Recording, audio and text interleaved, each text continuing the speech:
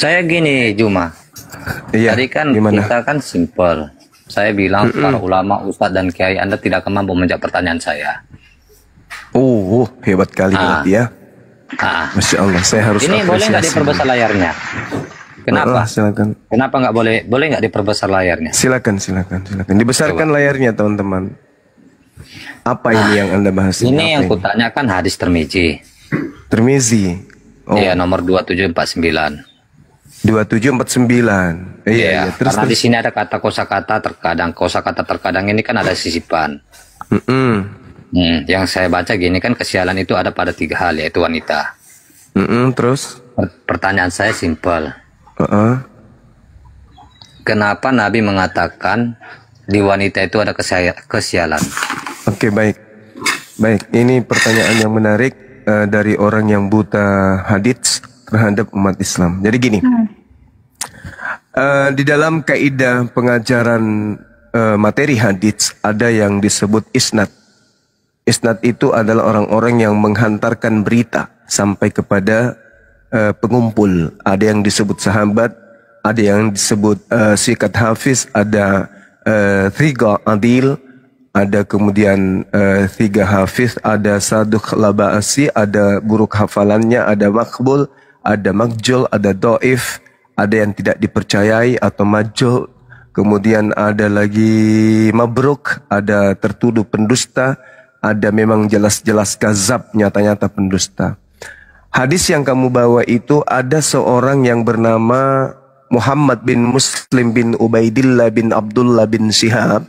Dia adalah isnad atau pengantar hadits yang hafalannya itu sangat buruk. Tapi nggak apa-apa, itu masih bisa diterima sebagai acuan di dalam berislam. Jadi gini, ketika dikatakan innaka nasya'm fi syai' dan seterusnya, jadi ada 3. Apabila ada kesialan, maka kesialan itu terletak pada sesuatu, maka sesuatu yang kemudian terdapat padanya kesialan itu adalah wanita. Apakah ini betul? Apakah ini benar? Atau ini hanya bahasa kosong? Justru pernyataan ini adalah fakta adanya. Sejak manusia pertama dicipta di alam semesta ini, yang mendatangkan kesialan itu siapa? Wanita atau laki-laki? Itu dulu yang Anda harus pahami. Sehingga ketika sabar dulu. Anda bertanya, takut kamu Anda kena larinya sabar. dari jalur saya kan? Kena kan? Jangan lari. Sabar. Oke, lanjut, Saya ingin menyadarkan Anda yang sudah terlalu banyak makan lemak babi supaya Anda paham tentang hadis tadi. Yang pertama, salah satu di antara isnad atau pengantar berita itu buruk hafalannya. Anda boleh lihat di kajian sanad hadits yang Anda bawa di Tirmizi tadi, nomor yang Anda maksudkan. Di dalam Al-Qur'anul Karim dan juga di dalam kitabnya Yahudi yang bahkan sudah nempel di agamamu, kitab Kejadian 3 nomor 16, susah payahmu waktu mengandung akan kubuat sangat banyak. Ini siapa ini yang mengandung nih? Yang dibuat sial nih gara-gara setan. Wanita atau laki-laki ini? Jawab dengan jujur. Apa kamu bilang? Dalam Kejadian 3 ayat 16. Oke. Susah payahmu waktu mengandung akan kubuat sangat banyak, dengan kesakitan engkau akan melahirkan anakmu. Namun engkau akan selalu birahi kepada suamimu, dan dia, suamimu itu, sang laki-laki ini akan berkuasa di atasmu. Ini kedudukan siapa ini? Wanita atau perempuan atau benceng? Itu kedudukan. Ya, kamu membawa data seperti ini yang akan menampar muka. Saya akan mengklarifikasi dari pernyataan kamu. Emang itu benar kedudukan untuk kaum wanita, sedangkan kedudukan untuk kaum laki-laki itu dijelaskan juga. Sial nggak menurut kamu? Kenapa? Apa namanya itu? Itu emang kenyataan. Ya, itulah yang dimaksud hadis itu. Dengar anak kecil, dengarkan anak kecil. Hadis Tirmizi itu dengarkan anak kecil, dengarkan. Bila kesialan itu ada pada sesuatu, sekiranya kesialan itu ada pada sesuatu, maka Maka kesialan itu adanya pada wanita, adanya pada hewan, adanya pada tempat tinggal. Sekarang kamu coba, ini perbandingan agama. Coba saya tanya sama kamu. Yang sial pada saat kejadian iblis datang menggoda Adam atau Hawa istrinya? Bro, di situ nggak ada kosakata bila. Ya, tapi kesialan. Kesialan itu ada pada tiga hal, bukan bila. Dengar. Bila kesialan, ingkanat. Dengar. Kamu ngerti bahasa Arabnya? Kamu paham bahasa Arabnya? Aduh, jangan lari ke sana, bro. Loh, harus dong. Harus dong. Jadi dikatakan ingkana sa'mu pisai fafil mar'ah, perempuan, wadabbat wal maskan, tempat tinggal. Apa yang gue katakan? Bila apabila. Artinya makanya jangan jadi umat salah. Terjemahan. Enggak, artinya terjemahan di sini salah. Coba kau tunjukkan bahasa Arabnya biar ku baca. Oke. Coba. Ada nggak kata ingkana di situ? Jangan ke situ, itu panjang sekali. Hadis itu jadi terlalu panjang. Jadi kalau minta bahasanya, iya, yang kata tadi itu loh. Jangan kau kurang-kurangi lah, minta bahasa. Masa saya harus baca sampai dari atas? Haddatsana Banu Abi Umar, haddatsana Sufyan Az-Zahdiyah an Salih. Ya udah, kan enggak sebenarnya kan kali. Kau bawa dibaca paragraf paling bawah.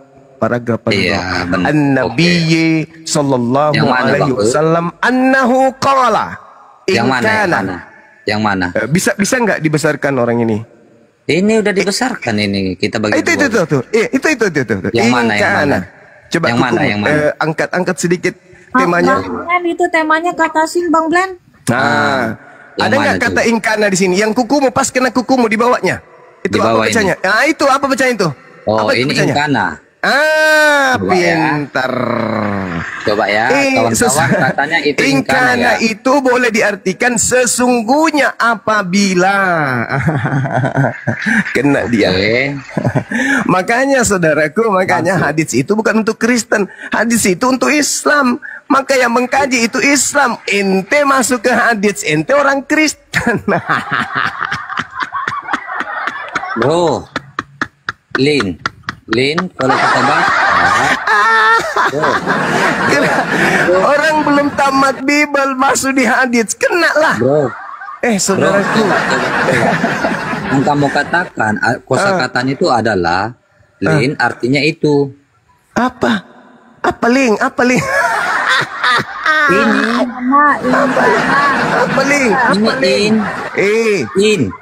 artinya itu yang kamu katakan ini. Inna itu sesungguhnya. Makanya saya pingin. Aduh, jangan kamu mengubah-ubah. Dia pakai terjemahan translate lagi. Ya Allah ya Karim. Terjemahan itu harus mengerti mengerti tata bahasa Arab dulu. Ya Allah ya Karim, disuruhnya Google bahasa Arab, mengerti nahwu Arab segala macam.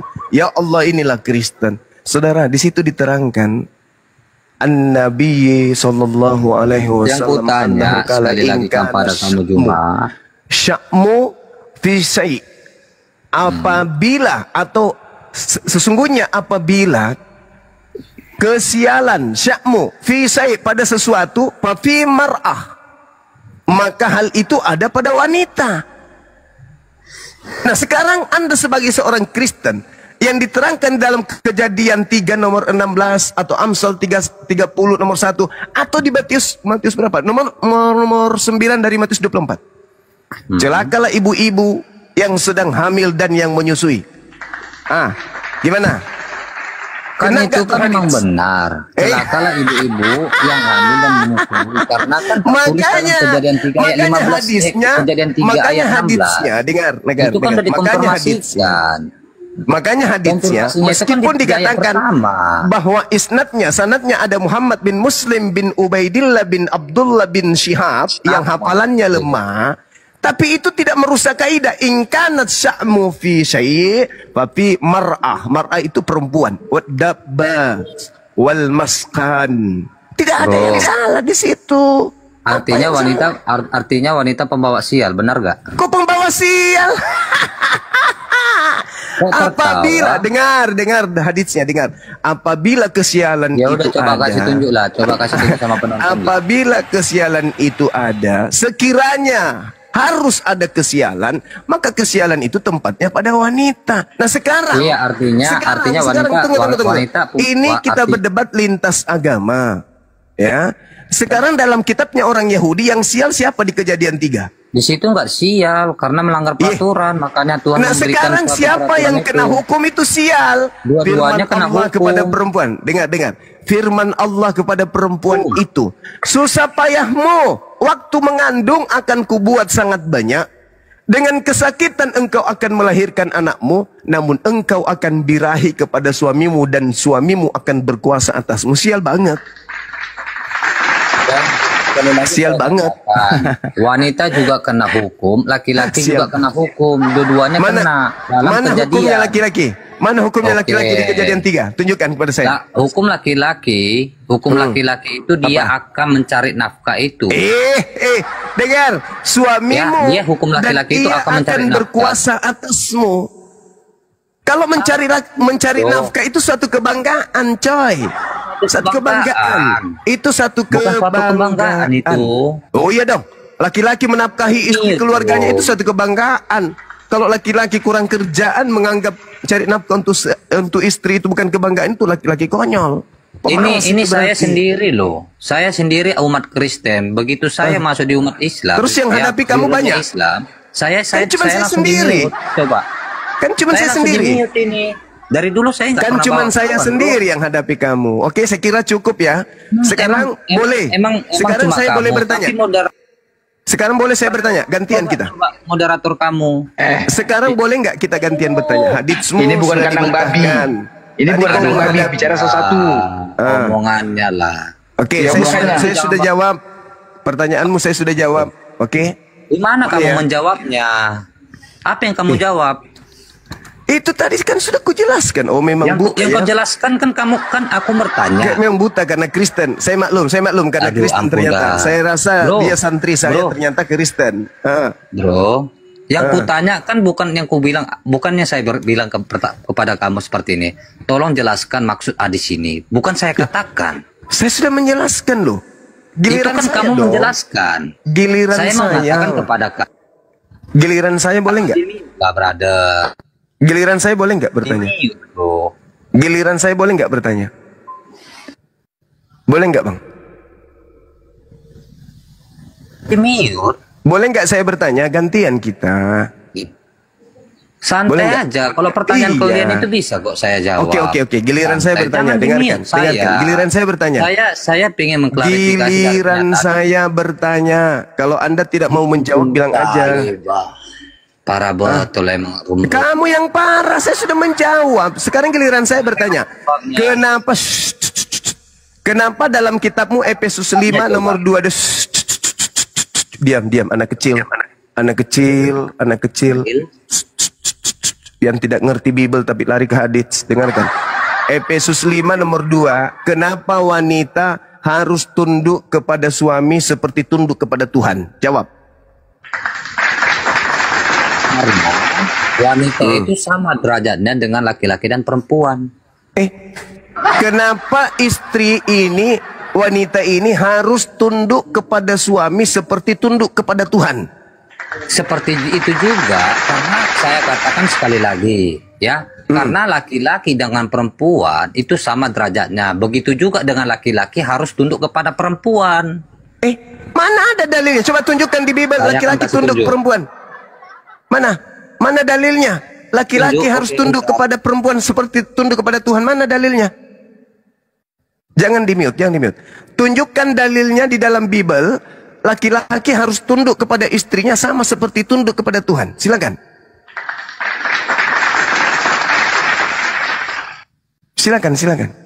Ada yang bisa buka kamera? Efesus 5 nomor 2. Kenapa wanita harus tunduk kepada laki-laki seperti dia tunduk kepada Tuhan? Ini parah ini. Agama apa ini?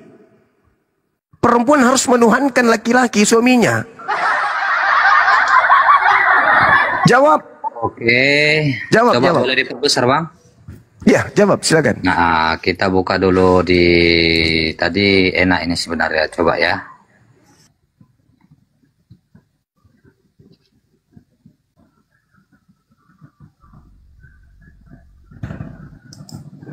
Bang ya. Kalau narasi seperti itu sih saya. Oke. Hai istri. Silakan. Hai istri, tunduklah kepada suamimu seperti kepada Tuhan. Udah kan? Iya, kenapa harus dia tunduk kepada seorang laki-laki? Kenapa wanita ini yang harus tunduk kepada laki-laki? Karena seperti suami tunduk kepada adalah Tuhan. Ya, karena suami adalah kepala istri. Sama seperti Kristus adalah kepala jemaat.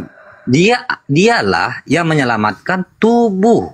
Oke, sekarang Jadi apakah jika suami si istri- menyelamatkan tubuh? Aduh ampun dah. Iya, Santai saya aja, kan Bangku. harus dikembangkan ini. Harus dikembangkan. aja. Kenapa Kok dikembangkan? seorang laki-laki wanita harus tunduk kepada Tuhan? Kan derajatnya kan sama. Saya katakan. Mana ada derajatnya sama kalau satu Tuhan satu hamba? Gimana dong? Satu hamba. Lah, kan dia harus tunduk. Sekarang kita harus tunduk menghambakan diri kepada Tuhan kan? Iya kan? Kita harus tunduk menjadi budaknya Tuhan kan? Apa yang Tuhan perintahkan harus kita ikuti kan? Kalau tidak kita dihukum kan? Seorang wanita harus memperlakukan suaminya seperti Tuhan. Brother. Ya. Sama, kan aku bilang derajatnya sama. Mana Kenapa saya dalilnya katakan? sama? Aduh, Mana ada dalilnya cobalah sama? perbesarlah brotherku. Jangan Mana kayak ada gitu. sama dalilnya di situ? Tidak ada dalilnya Oke, sama di situ. santai aja, brotherku. Silakan. Begitu juga lah istri menaati kemauan suaminya dalam segala hal. Sebaliknya, jika kamu seorang suami, kasihilah istrimu sama seperti Kristus mengasihi kita Iya, jemaat terus Elohim dan bahkan mempersembahkan dirinya sebagai kurban bagi kita. Begitu juga seorang istri. di mana Narasi suami ini di situ? sama juga. Dengar. Di mana suami harus tunduk ke istri sama seperti tunduk kepada Tuhan? Kan narasinya kan sama, brother. Mana ada sama? Ini kosakata. Mana ada Bro, sama? aduh, Dengar. gimana?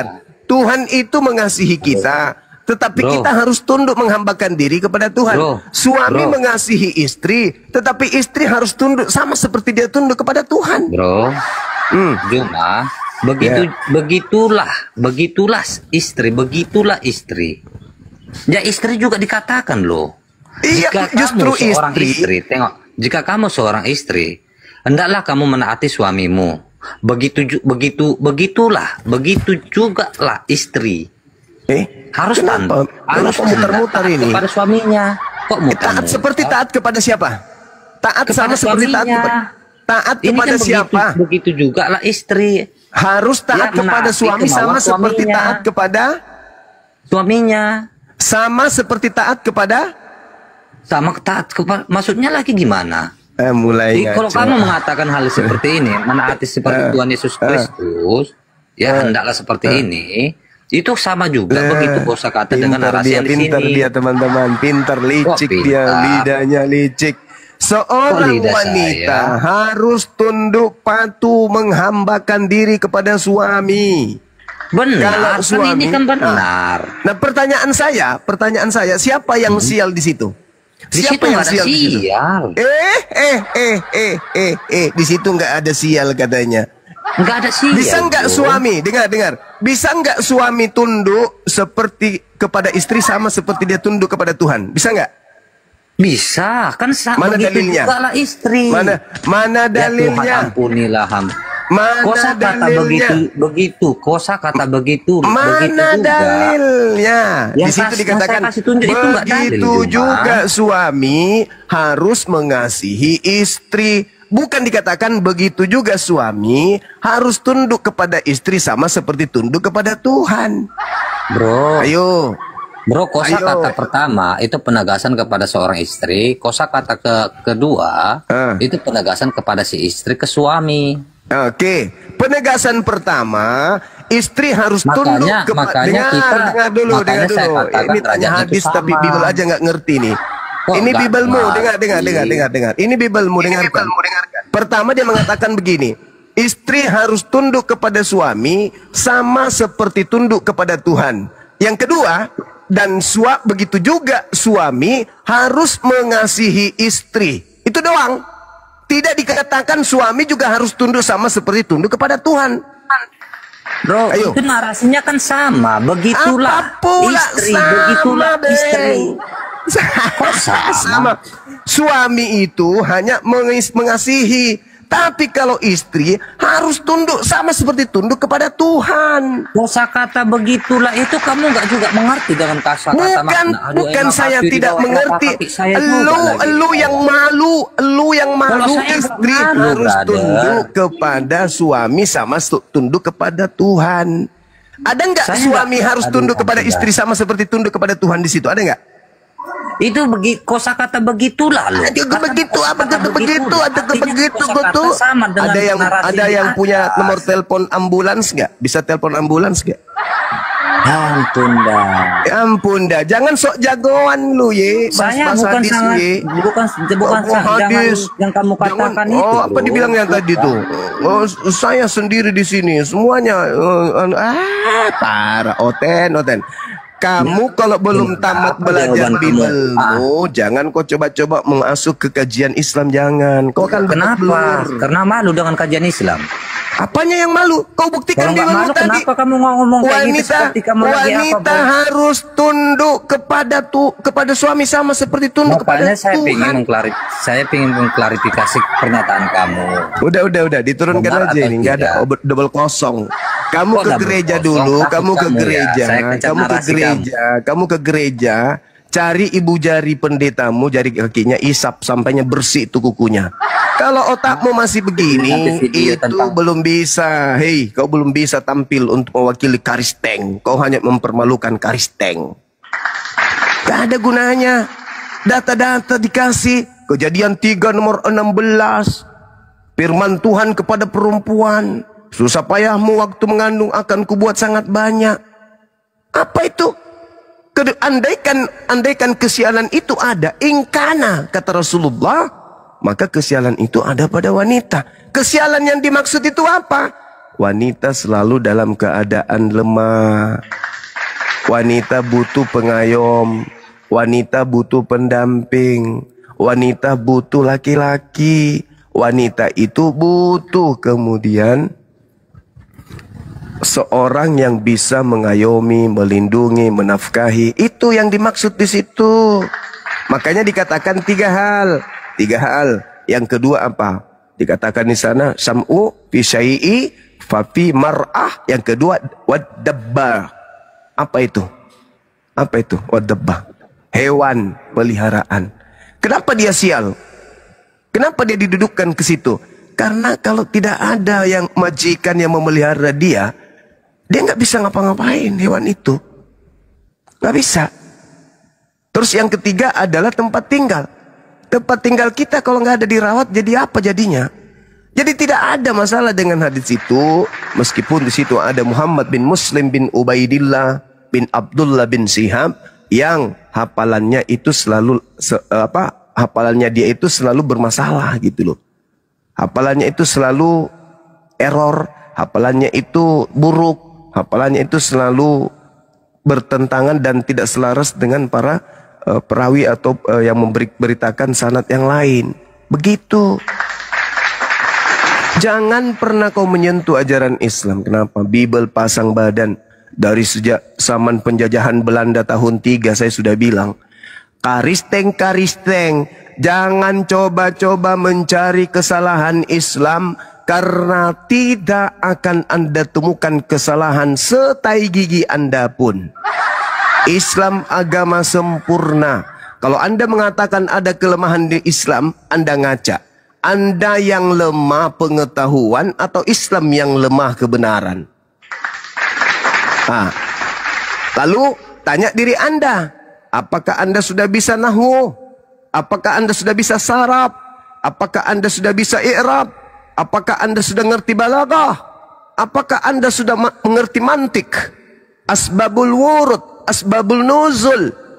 Kalau belum bisa apa-apa, jangan pernah menilai ajaran Islam dari aspek manapun. Itu sama halnya Anda sedang mendikte ikan untuk belajar renang. Kristen di mata Islam, ulaika hum syarrul bariyah, makhluk yang lebih rendah daripada hewan. Kalau hewan, monyet sudah bisa membahas Al-Quran, berarti Anda juga sudah bisa. Kalau babi, anjing sudah bisa membahas hadits, berarti Anda sudah layak membahas hadits. Selama anjing, babi, monyet, kera belum bisa membahas Al-Quran dan hadits, jangan pernah mimpi ente mau mendapatkan celah kelemahan di Islam. Anda hanya digiring sama syaitan. Islam terlalu kuat. Kenapa? Islam itu dinul haq, yang diajarkan langsung oleh pemilik alam semesta ini. Anda siapa? Membaca huruf hijaiyah kagak bisa. Mau bahas Quran hadits? Orang Arab saja, orang Arab yang menggunakan bahasa Arab kudu belajar puluhan tahun baru bisa mengerti hadits. Ente untuk membedakan batu pondasi dengan batu zakar aja tidak bisa. Mau bahas hadits? Hei, sadar Oten, sadar. Untuk membedakan monyet dengan sapi aja tidak bisa ente. Untuk membedakan antara manusia dengan Tuhan aja tidak bisa. Membedakan utusan dan pengutus nggak bisa. Membedakan antara bapak dan anak nggak bisa. Membedakan antara khalik dengan makhluk nggak bisa. Masuk ke ranah hadits? Sikat gigi dulu pakai sabut kelapa. Jangan lupa kasih rinso. Kalau mau bahas Islam, apalagi para ulama, para ustadz, para apologet Islam masih hidup, jangan. Nanti kalau manusianya sudah pada mati, manusia Islam sudah pada mati semuanya, nggak ada lagi yang hidup, baru kau kumpulkan monyet-monyet, kau dakwai, kau injili pakai hadits sesuka hati kau. Selama ada umat Islam, jangan pernah kau menyentuh, jangan pernah kau menyentuh hadits, apalagi Al-Quranul Karim. Jangan, jangan, kau akan malu. Kau ditampar. Cobalah ini ya. Dia datang membawa hadits apa tadi? Tirmizi. Nomor berapa tadi itu dibawanya? 2749. Ya. Iya. Dia bawa hadits itu. Dia bawa hadits itu. Terus kemudian dikatakan dia mau melemparkan isu ya, bahwa ternyata di Islam itu wanita itu tempatnya sial. Dia lupa. Kalau di Bible yang menduduki tempat sial itu selama-lamanya perempuan. Ada larangan mengajar nih, akhirnya 1 Timotius 2 nomor 12 apa yang dikatakan di situ? Aku tidak mengizinkan perempuan mengajar.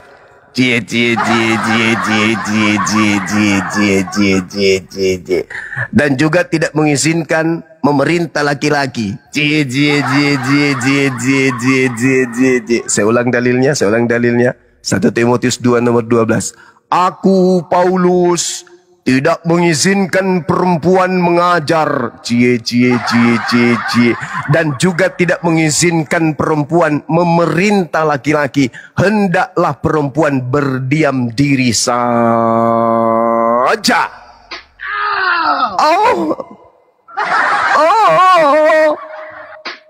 Perempuan dilarang memerintah laki-laki.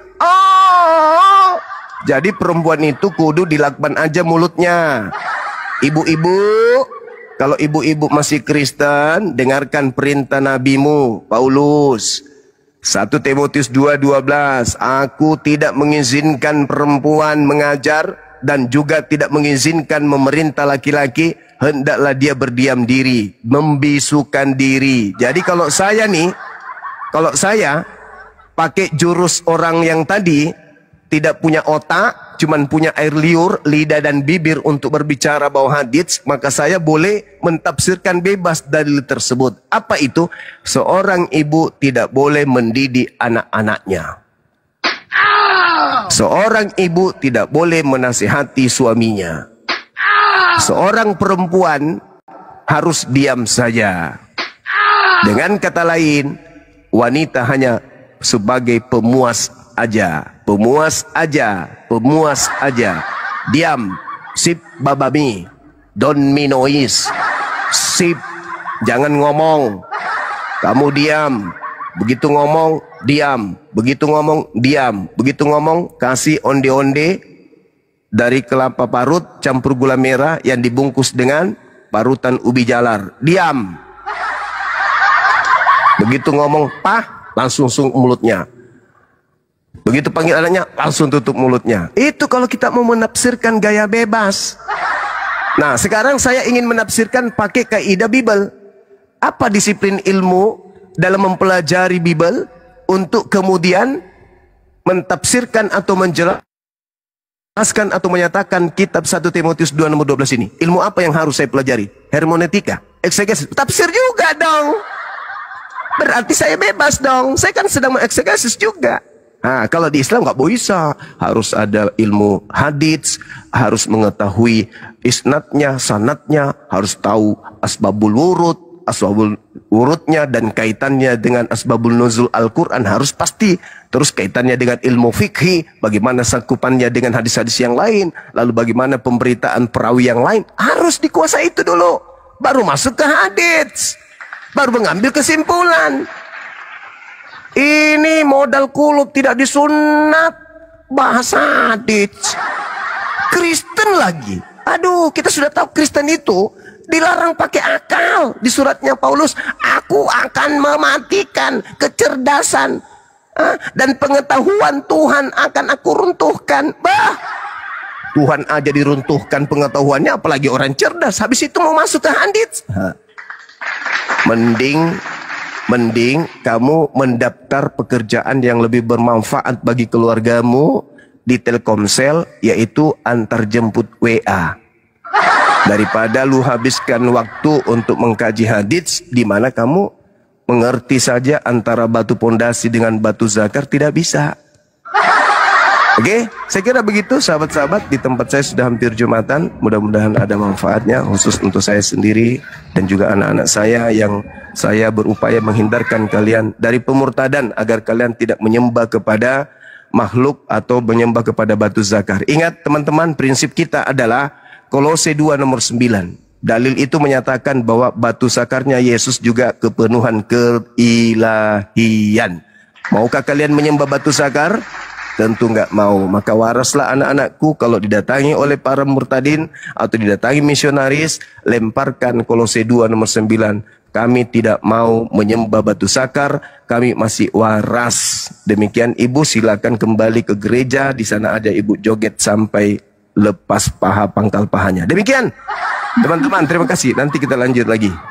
Baik, terima kasih ya Bang Ku atas penjelasannya. Ya, selamat siang Bang Zuma, selamat siang semua. Apa kabar? Ya, Bang Rames, selamat siang. Ya, Selamat siang Bang Rames. saya berharap di room ini kita bisa berdiskusi dengan baik ya Bang Zuma ya. Bang Zuma dengan mau Jumatan Bang Rames. Ya. Assalamualaikum semua. Saya juga siap-siap mau Jumatan. Terima kasih untuk semua ya bicaranya. Ya, Waalaikumsalam warahmatullahi Bang wabarakatuh. Zuma, terima kasih juga telah diizinkan naik nih. Selama ini saya nonton, pengen naik. Ternyata alhamdulillah bisa langsung berdialog sama kawan-kawan semua. Insya Allah di sini tetap dari kakek nenek Islam. Tadi ada yang bertanya masalahnya karena saya pakai dasi kan. Saya dibilang pendeta katanya. Tapi enggak. Oke, makasih semua ya. Assalamualaikum, sehat walafiat semua ya. Ya, Bang Ucok. Waalaikumsalam warahmatullahi wabarakatuh.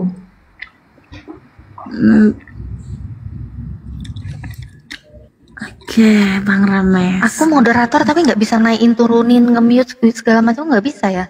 Unfaedah berarti apa nggak berfaedah? Moderator Iya, nggak ada gunanya juga ini moderator. dikasih kuasa nggak berkuasa. Weh. Oke Bang Rames mau ditanya atau mau bertanya? Ini ada narasumber kita nih Kak Natali Iriani. Aku di belakangmu aja Kak Natali ya. Untuk menambahkan aja sedikit demi sedikit kalau bisa. Bisa lah Kak. Enggak, Kak aku Irin. kalau ada apa-apa sama Kak Natali ya kan, aku tetap di belakangmu gitu. Iya, aku dan Kak Irin adalah satu ya. Rames, Ya, silakan bicara saja, saya dengar. loh, kau tadi mau nanya apa? Iya, silakan. Ya, saya tadi naik tuh mau diskusi dengan Bang Suma. Karena Bang Suma kan bilang dia paling berilmu tentang Bibel kan? Bukan Jadi, bilang ya, lagi, itu udah fakta memang. Oh iya, Udah lah. saya Gak usah nangis saya lah, pengen kok tahu. malah. Nah, santai aja, saya santai kok. Ya udah, sama muridnya aja dulu, dites aja dulu sama muridnya. Jangan sok-sokan mau ke Bang Assalamualaikum warahmatullahi wabarakatuh. Ya, mudah-mudahan Anda mampu. Waalaikumsalam Kalau warahmatullahi Anda mampu ya silakan. Ah, Rames banyak cakap kau aja biasanya kabur kau sama aku. Bacot. Nyatang memang. Binatang. Ada penekanannya. Cocok ya, udah pas ya penekanannya ya. Nggak kuat. Rames. Rames. Ngomong aja. Iya, masalahnya kami baca Bible Anda itu bukan pakai hati, melainkan Bentar. pakai isi Bang kepala. Bang Erik belum Jumatan ya? Kalau gitu aku tak siapin makanan dulu buat suamiku nih. Sebelum Belum, dia masih Jumatan. lama lagi, 1 jam setengah lagi. Oh Oke, iya. Bang Erik aja dulu lanjut ya. Aku tak ngurus suami dulu. Lanjut. Siap. Ya gitu, Bang Rames. Kami membaca Bible Anda tidak menggunakan hati. Akal dulu, atas dulu baru turun ke bawah. Itulah fungsi kenapa kepala itu berada di atas. Karena di dalam kepala itu, di dalam isi kepala itu ada otak. Ada alat untuk berpikir. Makanya Nggak usah panjang lebar, langsung aja pada poinnya. ya Saya pada minta, poinnya, nggak usah panjang lebar. kenapa Anda masih tetap di dalam kekristenan karena Anda tidak Tunjukkan menggunakan akal Anda. Ayo tunjukkan akal Anda, ayo. Ya tidak bisa bahas memang. tentang apa? Mau bahas tentang Tidak apa? bisa. Tunjukkan Udah. akal Anda. Cocokkan aja Bang Erik. Kenapa Anda masih santai Kristen? aja. Sudah itu aja jawab gitu. Udah kan kalau kepanjangan nggak nangkep Bang Erik. Tahu saya yang kenapa? dulu, Bang Erik.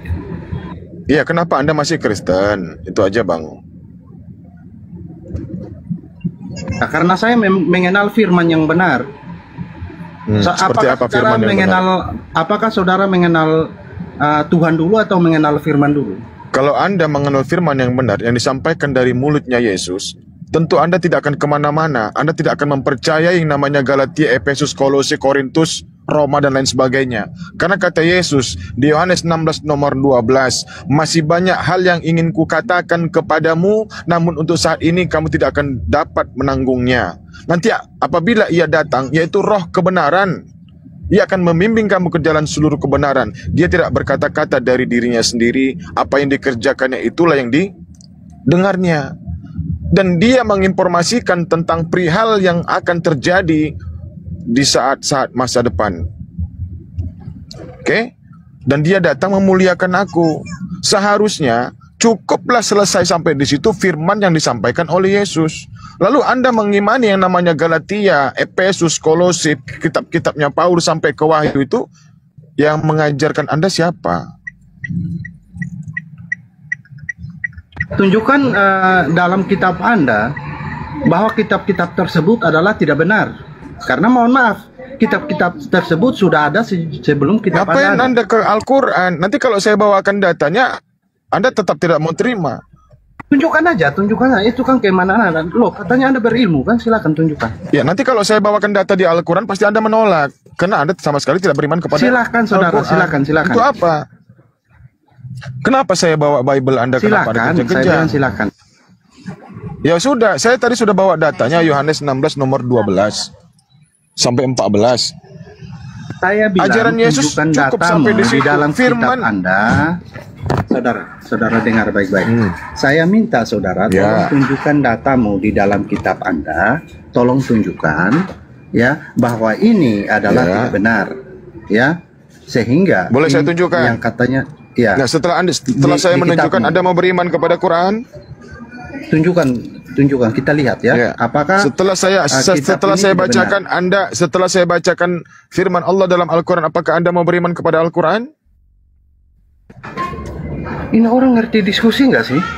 Oke. Tunjukkan aja. Saya bawakan. Ini tingkat Anda yang mengaku di dalam berilmu. surah Al-Baqarah, Bismillahirrahmanirrahim. Fawailul lilladzina yaktubunal kitaba biaydihim summa yaqulun Al-Baqarah 79.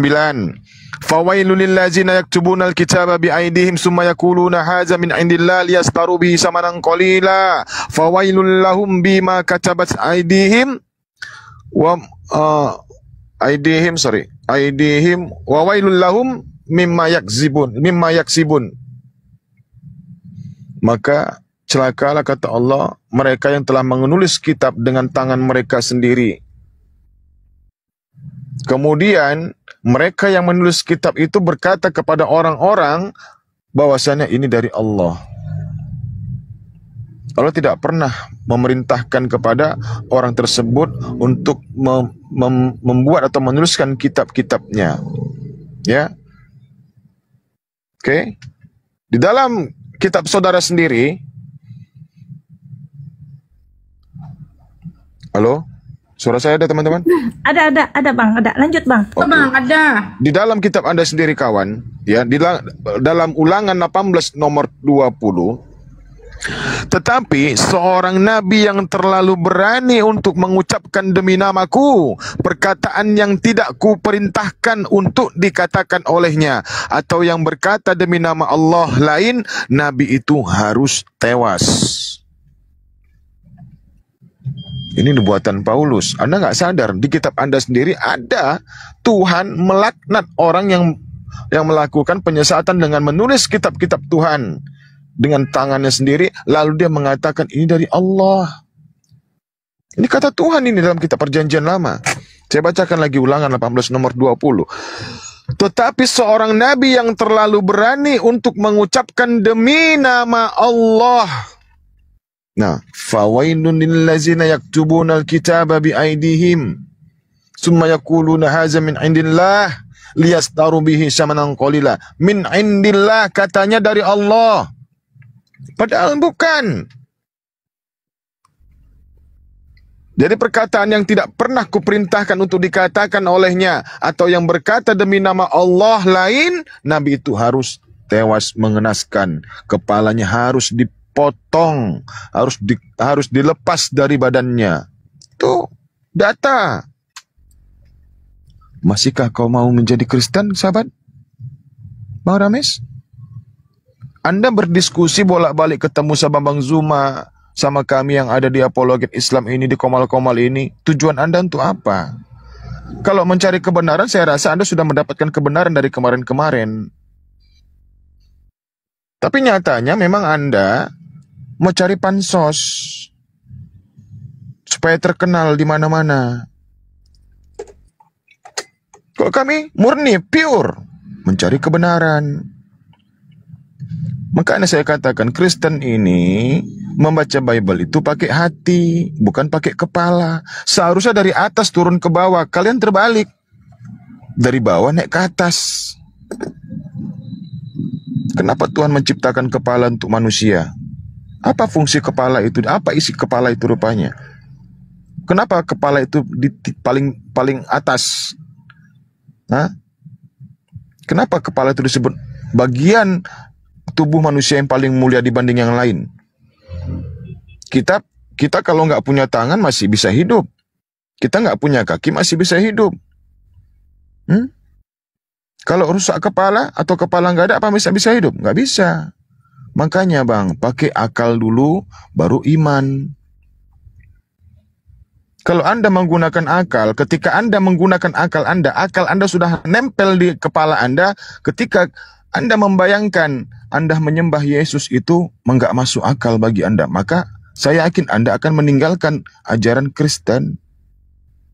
Tapi kalau Anda masih menggunakan iman, monggo. Maka ketika akal Anda datang belakangan, lalu Anda jadikan akal Anda itu akal-akalan. Tidak mungkin Tuhan pernah menjadi bayi. Ketika anaknya nangis, Bunda Maria bernyanyi, "Timang, timang, anakku Tuhan, jangan menangis, Bunda di sini." Gitu. Ini diskusi apa nih saudara? Oi. Saya tunggu tahun depan baru saya ngomong atau Al-Baqarah bagaimana? 72 ya? 79. Oh 79. Oke. Itu fakta Bang Rames.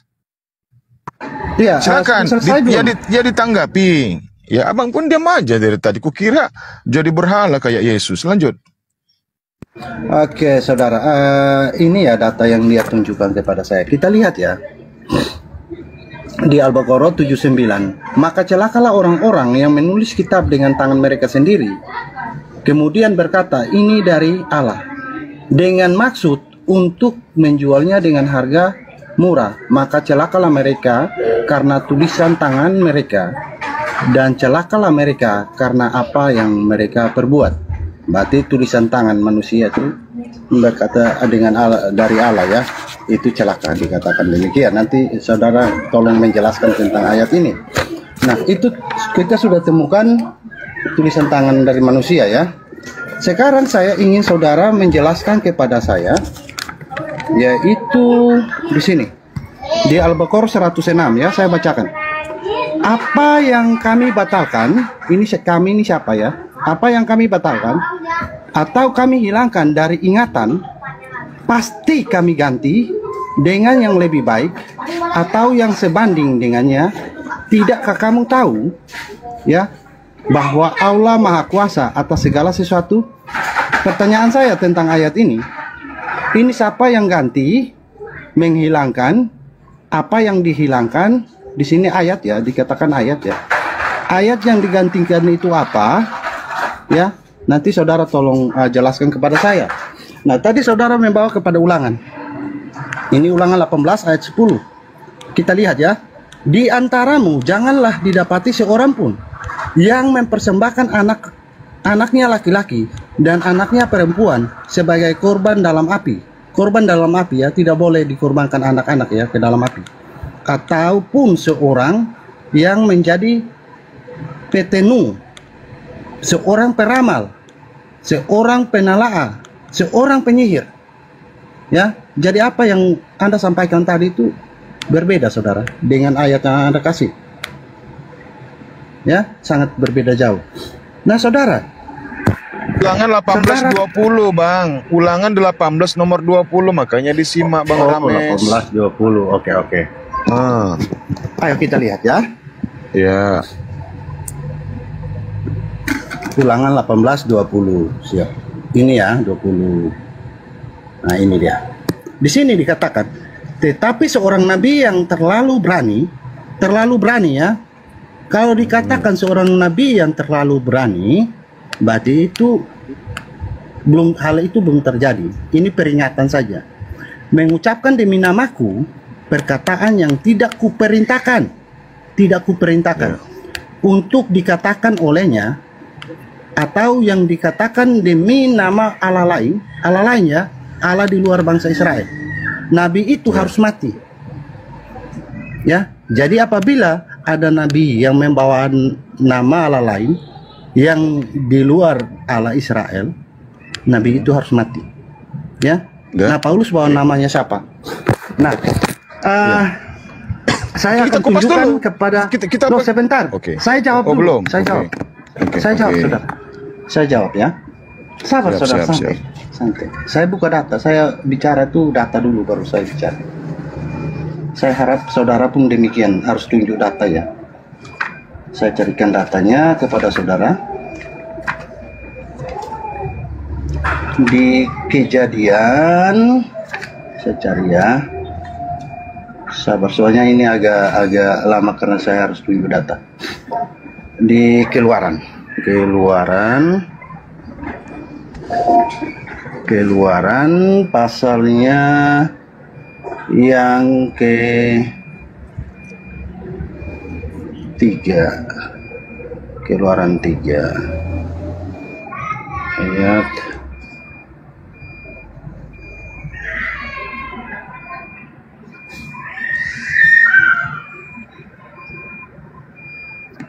ya. Ini saudara, dikatakan di sini, loh saya kecil nih. Bisa tolong dibesarkan saudara? Saya bukan moderator. Silakan moderator, izin besar. Iya, saya bacakan saja, nggak masalah. Error, sabar, error. Di mana? Di mana tuh datanya tuh? Sebutkan datanya. Membantah di Ulangan 18 itu ya, sama Al-Baqarah 79 saya bawa tadi ya. Anda harus membawa ayat bantahan. Oke? Itu di mute itu. Bang Rames, yang saya minta, saya membawakan 2 ayat di Bible dan Al-Quran. Anda harus membawa ayat membantah dari 2 ayat tersebut. Dibuka mute-nya Bang Rames. Bang Rames, dibuka mute-nya. Ya saudara, saya bacakan ya. Di sini ini firman Tuhan Tuhan berfirman langsung kepada Abraham ya, kepada Musa ya.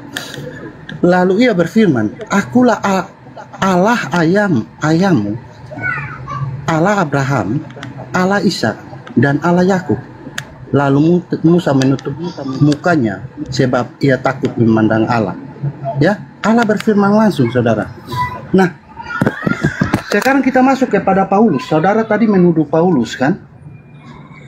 Tadi saudara menuduh Paulus. Saya carikan datanya kepada saudara. Ya, Paulus, Kisah Para Rasul. Sebentar, Kisah Para Rasul. Paulus, Kisah Para Rasul 9 ya.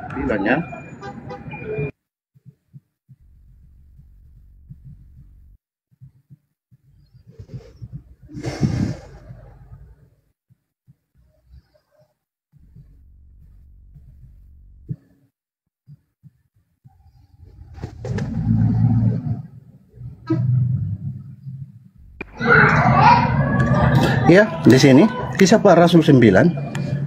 Saat perjalanan ke Damsyik ya, Paulus melihat cahaya yang memancar dari langit mengelilingi dia. Ia rabah ke tanah, ya. Terus ada suara, ya. Nah, berarti Paulus mendengarkan langsung suara dari Tuhan Yesus. Nah, poin di sini saya kenapa perbandingan dengan Musa. Musa mengalahkan penyihir Firaun, ya. Musa mendengar suara langsung dari Tuhan. Paulus mengalahkan penyihir. Ya, datanya juga ada, ya. Yaitu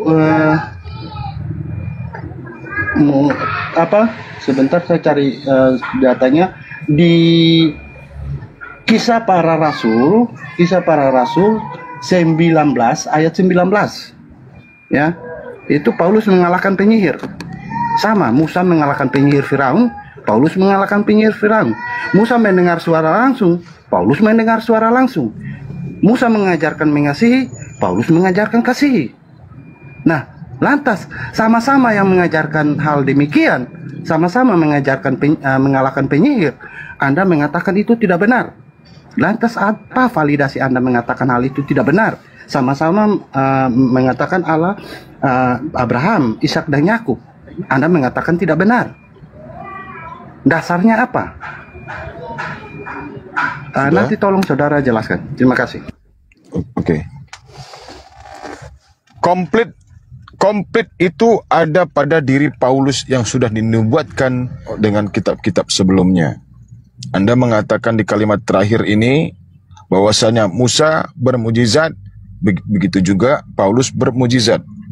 Oke, Anda mengatakan tadi Paulus bertemu dengan Yesus di padang gurun, Padahal Yesus sudah menubuatkan, menginformasikan kepada muridnya, ketika ada seseorang yang mengaku bertemu dengan aku ada di padang gurun, aku ada di bilik, aku ada di sana, aku ada di sini, jangan kau percaya. Sebab dia adalah penyesat. Orang-orang pilihanku pun akan disesatkan olehnya. Itu kata Yesus. Anda buka di Matius 24, data 23 sampai 26. Komplit itu ada pada diri Yesus. Nah, di Ulangan 18:20 jelas dikatakan ketika ada seorang nabi yang mengatakan bahwasanya perkataan yang disampaikan kepada orang lain itu adalah ini dari Tuhan, sementara Tuhan tidak pernah memerintahkan hal itu kepadanya. Ini juga digenapi oleh Paulus. 2 Korintus 11 nomor 17, apa yang aku katakan, aku mengatakannya bukan sebagai seorang yang berkata menurut perkataan Tuhan, melainkan sebagai seorang bodoh yang berkeyakinan bahwa ia boleh bermegah. Ini pernyataan Paulus, tergenapi. Anda gak bisa menghindar. Gak bisa Anda menghindar dari ini. Tergenapi oleh Paulus. Wa makaru wa makarallah wallahu khairul makirin. 1 Korintus berapa? Maaf. Saya 2 Korintus 11 nomor 17. Dia menulis Bible, menuliskan kitab Injil ini yang katanya dari Yesus ketika dia bertemu dengan Yesus. Lalu Yesus menyampaikan firman kepadanya. Ternyata Paulus sendiri mengatakan dengan jelas, apa yang aku katakan, aku mengatakannya bukan sebagai seorang yang berkata menurut firman Tuhan. Jadi kehendak siapa? Kehendak dirinya sendiri. Benarlah kata Yesus, Matius 15 nomor 9, percuma mereka beribadah kepadaku, sedangkan ajaran yang mereka ajarkan ialah perintahnya Paulus. Tergenapi semua sama Paulus, Bang.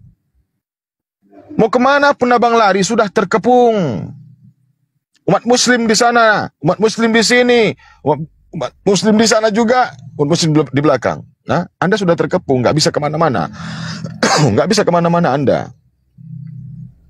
Umat muslim yang paham Bible, Bang, sudah menguasai Bible Anda. Mau kemana pun Anda lari, mau bawa data apapun, nggak bisa. Tetap Anda sudah terkepung. Hancur perpuluhan.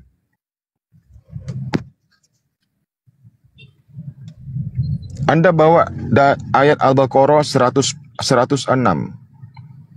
Memang benar, itu adalah istilah namanya nasta dan mansuk. Jadi Allah berhak atas itu. Allah berhak membatalkan hukumnya lalu menggantikannya dengan yang baru. Artinya apa? Allah menyempurnakan. Makanya di dalam Al-Quran Allah berfirman, Al-yawma akmaltu lakum dinakum wa atmamtu alaikum ni'mati wa raditu lakumul Islam Madinah. Hari ini telah aku sempurnakan agamaku kepadamu. Telah aku cukupkan nikmatku kepadamu. Dan aku ridhoi Islam menjadi agamamu. Sudah disempurnakan, itu artinya. Nah, umat Islam sama nggak puasanya dengan Yesus? 40 hari, 40 malam? Tidak. Itu salah satu contoh aja. Tapi yang jelas, makan babi dan bersunat itu wajib hukumnya. Dilarang makan babi dan sunat itu haruslah dikerjakan. Itu wajib hukumnya, nggak bisa dirubah. Karena itu adalah perjanjian kekal. Ayo, Anda mau bawa data apa lagi tentang Paulus? Silakan. Sementara di dalam kitab Paulus, tulisan Paulus di dalam Kisah Para Rasul 26 nomor 24, di situ pun ada penyalahgunaan ataupun korupsi yang namanya penterjemah. 1 Korintus 11 nomor 1, di situ juga ada korupsi terjemahannya.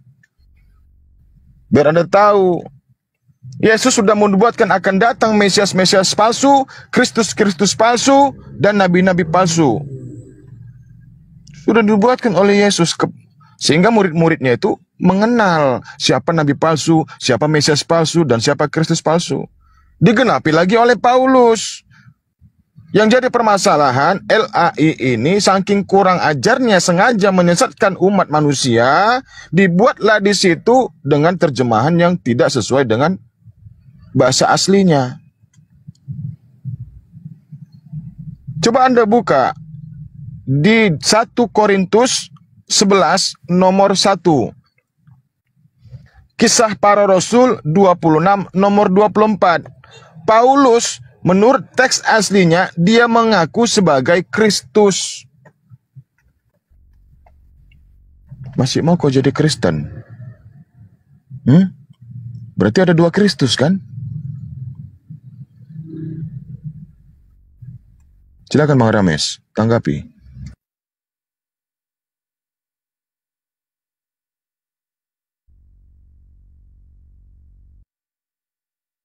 Macet.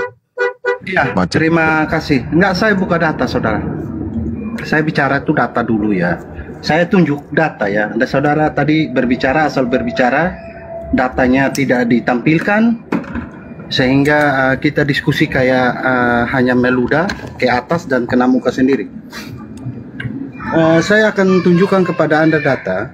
Tadi saya sebelum menunjukkan kepada Anda menuduh Paulus bahwa Paulus tidak benar dengan satu data yang tertulis di 2 Korintus 11 ayat 12. Kita buka sama-sama, saudara. 17. Jangan dikurangi-kurangi. 17 tambah 5. 17. Ya.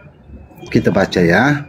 Di sini, apa yang aku katakan, aku mengatakan bukan sebagai seorang yang berkata menurut firman Tuhan, melainkan seorang. Sebentar, saya baca dulu. Ini waktu saya, saudara. Oh ya, silakan. Saudara tadi sudah nggak tampilkan data, saya yang tampilkan untuk Anda. Udah gitu ngerocos lagi, ya. Melainkan bukan, sebagai Bible Anda di kepala bodoh. saya soalnya. Bible Anda di kepala saya. Bukan sebut tulisan. Silakan. Nanti saya uji malah nggak bisa ya, awas ya. Melainkan seorang yang sebagai seorang yang bodoh yang berkeyakinan bahwa ia boleh bermegah, ya. Tapi saudara tidak baca ini maksudnya apa. Ini di sini jika bukanlah suatu hal yang ganjil, jika pelayan-pelayan yang menyamar sebagai pelayan-pelayan kebenaran, kesudahan mereka setimpal dengan perbuatan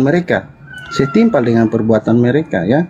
Jadi ini Paulus lagi menyampaikan sesuatu yang dituduhkan kepadanya, ya. Saudara kalau baca selesai semua, ya, ini tuduhan, saudara. Apa yang dituduhkan orang jemaat di Korintus pada saat itu, ya, kepada dia. Nah, apa mereka orang Ibrani? Aku juga orang Ibrani, Paulus bilang. Apa mereka orang Israel? Aku juga orang Israel. Paulus mengatakan demikian. Apa mereka keturunan Abraham? Aku juga keturunan Abraham. Nah, apa yang mau dituduhkan kepada Paulus bahwa Paulus tidak benar? Paulus sudah mengatakan ini. Ya, jadi tuduhan Anda tidak benar, ya. Karena di sini Paulus lagi ini judulnya aja, Paulus tidak mementingkan dirinya. Ya, jadi tuduhan bahwa Paulus mementingkan dirinya itu adalah salah. Ya, jadi Paulus lagi menceritakan tuduhan yang disampaikan kepada dia, bahwa dia mengatakan sesuatu yang bukan dari Tuhan. Ya, ini tuduhan. Menurut firman Tuhan, itu tuduhan. Nah, saudara, seseorang sangat mustahil yang dulunya jahat, lalu setelah mengenal Tuhan berubah menjadi baik, ya, dia tidak berbuat kejahatan lagi. Anda tuduh itu palsu. Ya, yang seseorang, apakah menurut Anda seseorang yang dulunya baik-baik saja, lalu mengaku bertobat, lalu berbuat kejahatan, itu yang Anda bilang itu benar? Ini logika berpikir Anda bagaimana? Nanti saudara tolong menjelaskan hal ini kepada saya. Tadi saudara menuduh bahwa di Al-Baqarah 79 itu mengatakan bahwa kitab itu sudah dirubah-rubah oleh tangan manusia. Nah, saya tunjukkan kepada Anda di 106, Al-Baqarah 106. Di sana siapa yang merubah? Saudara bilang itu wajar. Coba saudara tunjukkan kepada saya di mana hal ini dilakukan kepada rasul-rasul sebelumnya. Ada nggak di dalam keyakinan Anda? Apa Tuhan pernah melakukan hal ini atau tidak? Kalau ada, tunjukkan data Anda. Tadi saudara suruh saya bahas di 1 Korintus ayat 1. 1 Korintus ayat 1. Alangkah baiknya, ya, 1 Korintus 11 nomor 1. 1 Korintus 11. Izin dulu mau menyapa ini Andi 123 Islam Kristen. Kristen. Andi. Kristen, Bang. Andi Kristen. Andi buka mute. Andi. Andi. Ini beraninya typing aja di bawah bilang itu tuh Muhammad kena sihir. Berani mute aja kau, longor. Banyak tapping-tapping di bawah, sok keras sekali kau. Naik kau nggak bisa bercakap kau, bujang. Dan tapping-tapping aja kau di bawah, naik kau di atas bicara kau. Cuma takut kalau di bawah-bawah kalian. Aduh, saya pamit turun aja ya, Bang Brandon. Turunlah kau, kok ketakut kau? Aku marahin si Andi kau, bukan kau. Aku marahin si Andi, dia tapping-tapping di bawah enggak. Dia tapping di bawah enggak. Turun aja dah. Santai-santai marah, Mes. Belum kelar, Bang. Alamak, Jang, kabur pula dia. Jadi dia bawa Al-Baqarah 106, nggak nyambung sama sekali. Iya, nggak nyambung, dia lari kemana-mana dia. 79 Al-Baqarah sama 106 tuh nggak nyambung sama sekali, nggak ada hubungannya. Yang jelas Allah mengatakan celakalah orang yang menuliskan kitab dengan tangan mereka sendiri. Nah, kalau Allah yang mengubah hukumnya, menasa dan masuk itu masalahnya apa? Kan nggak ada kaitannya dengan hal itu. Makanya saya tadi bawa di dalam kitab Ulangan 18:20. Nah, dia ada kaget di situ. Dia aja pun nggak tahu ayat-ayat Bible-nya. Kita bawa tadi di dalam 2 Korintus 11 nomor 17. Dia masih ngelak juga di situ. Perkataan ya Paulus dengan jelas bukan berdasarkan firman Tuhan. Bukan tuduhan itu. Nah, Kristen nih menipu aja kerjanya. Bertau romnya pecah belah independen. Bersyarat kau. Ngapain romnya? Kau baca ini temanya Kristen agama radikal. Ini tema akan aku bawa terus sampai selama 1 minggu. Aku menunggu bantahan-bantahan dari kalian. Ketika kalian tidak berani naik, dan di YouTube juga akan dibuat temanya Kristen agama radikal. Biar tahu seluruh Indonesia siapa yang radikal, Kristen atau Islam. Kalau kalian tidak bisa membantah tema kami ini, berarti benar Kristenlah yang radikal. Kau bantah, bos. Agama sadis. Agama sadis kalian. Biar supaya tahu orang jangan mau masuk Kristen. Kok agama pecah belah, piring kok pecah kepala kok kalau nggak beres. Tahu di bawah tadi tapping si Andi tadi tapping nggak beres, di atas diam. Untuk apa kayak gitu? Pengecut namanya, independen. Kau dari tadi cakap aja kau, naik kau. Apa kau? Halo. Apa? Ya, halo, Bang. Kau buktikan ini kalau kau tidak radikal. Selesai itu aja. Sesimpel itu. Saya nggak radikal, Bang. Kau Kristen? Kristen, Bang, Kristen. Oke, kau benar kau nggak radikal? Ngapain radikal, Bang? Jangan marah-marah, nanti darah tinggi, Bang. Aku marah-marah sama si Andi, ada Kristen di bawah, tapping nggak betul. Kalau mau naik sampaikan. Tuh. Kau kok baper kali, Rames. Aku marah sama dia di bawah. Ya kita buktikan lah ini. Kalian selalu menjudge kami Islam agama radikal. Itu narasi yang kalian sampaikan dari bapak-bapak gereja turun-temurun. Kalian memfitnah Islam. Nah sekarang ayo kita buktikan siapa yang radikal, Kristen apa Islam. Kalau kalian tidak bisa membuktikan, jelas jangan pernah kalian keluarkan narasi-narasi itu lagi terhadap Islam. Paham nggak kalian? Itu aja sesuai tema. Bener nggak kalian mengatakan Islam radikal? Bener nggak? Tanya orang Rames. Jujur kau. Bener nggak kau mengatakan kalian mengatakan Islam radikal?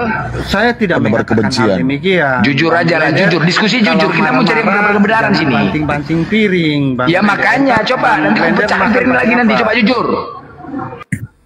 Jujur aja, kalau ada kejujuran nggak ada pecah piring. Jujur aja, nggak apa-apa, nggak marah kami. Ini diskusi namanya. Ayo kita buktikan, itu dewasa. Kalau kau mengatakan, iya benar, pemahaman kami seperti itu, ayo kita buktikan. Dewasa sih, jangan takut kau. Itu aja loh, itu namanya diskusi. Kalau kalian mengatakan, iya Islam radikal, iya. Saya bukan takut Bang Blender, saya tuh nggak mau nanti Bang Blender emosi, piring dibanting semua, ntar Bang Blender makan pakai tangan. Makanya jangan sampai aku makan nggak pakai tangan, aku pecah lagi piring nanti. Makanya coba jelaskan, ayo makanya jujur aja. Ya benarkah pemahaman kalian Islam itu radikal? Jujur aja. Aku udah tahu internal Kristen. Kami dulu pernah di dalam itu, pernah, tau nggak? Jadi ini ingin membuktikan kami pernah. Jadi jangan jujur. Kalau jujur itulah, kalau berbohong justru kita ribut. Jujur aja, agar kita betul-betul mencari solusinya. Benar nggak? Tuduhan-tuduhan itu aja loh. Kalau kalian nggak jujur itulah pecah piringku lagi nanti, tengoklah. Jujur aja, iya. Kalau memang radikal, iya. Nggak marah kami, nggak marah. Memang itu udah tahu kami, udah tahu kali pun. Itu memang iya. Itu narasi bapak-bapak gereja turun temurun kalian disampaikan seperti itu, didoktrin seperti itu. Islam radikal, Islam cabul, itu udah tahu. Ayo, maksud aku begini loh. Ayo, kalau memang pemahaman kalian seperti itu, ayo kita buktikan yuk. Bener nggak yang disampaikan bapak-bapak gereja itu tentang Islam? Itu loh. Itu, ayo kita buktikan siapa yang radikal. Biar supaya jangan ada narasi lagi kalian seperti itu. Terjadinya perpecahan jadinya. Kalau kalian menganggap kami Islam radikal, akhirnya apa? Kebencian kalian terhadap Islam jadinya. Ini kami mau membuang fitnahan-fitnahan bapak-bapak gereja terhadap Islam kepada kalian loh. Demi untuk kebaikan. Tapi butuh kejujuran. Kalau bohong cemana kita mau dapat poinnya, bos? Paham kan? Nggak apa-apa kok, udah tahu kok. Kita banyak di sini pernah di dalam internal Kristen. Dulu pernah jadi pendeta, banyak. Yang jadi jemaah di sini banyak, nggak bisa dipungkiri lagi tuh. Ayo, sekarang kita bahas. Benarkah benarkah Islam radikal? Ayo kita buktikan. Justru kalian yang radikal. Makanya saya buat tema Kristen agama radikal. Ayo kita buktikan. Demi untuk menutupin kebusukan, menaikkan kesalahan agama lain, itu nggak boleh. Nggak boleh, ini ulah bapak-bapak gereja. Karena aku pun juga pernah kayak gitu loh.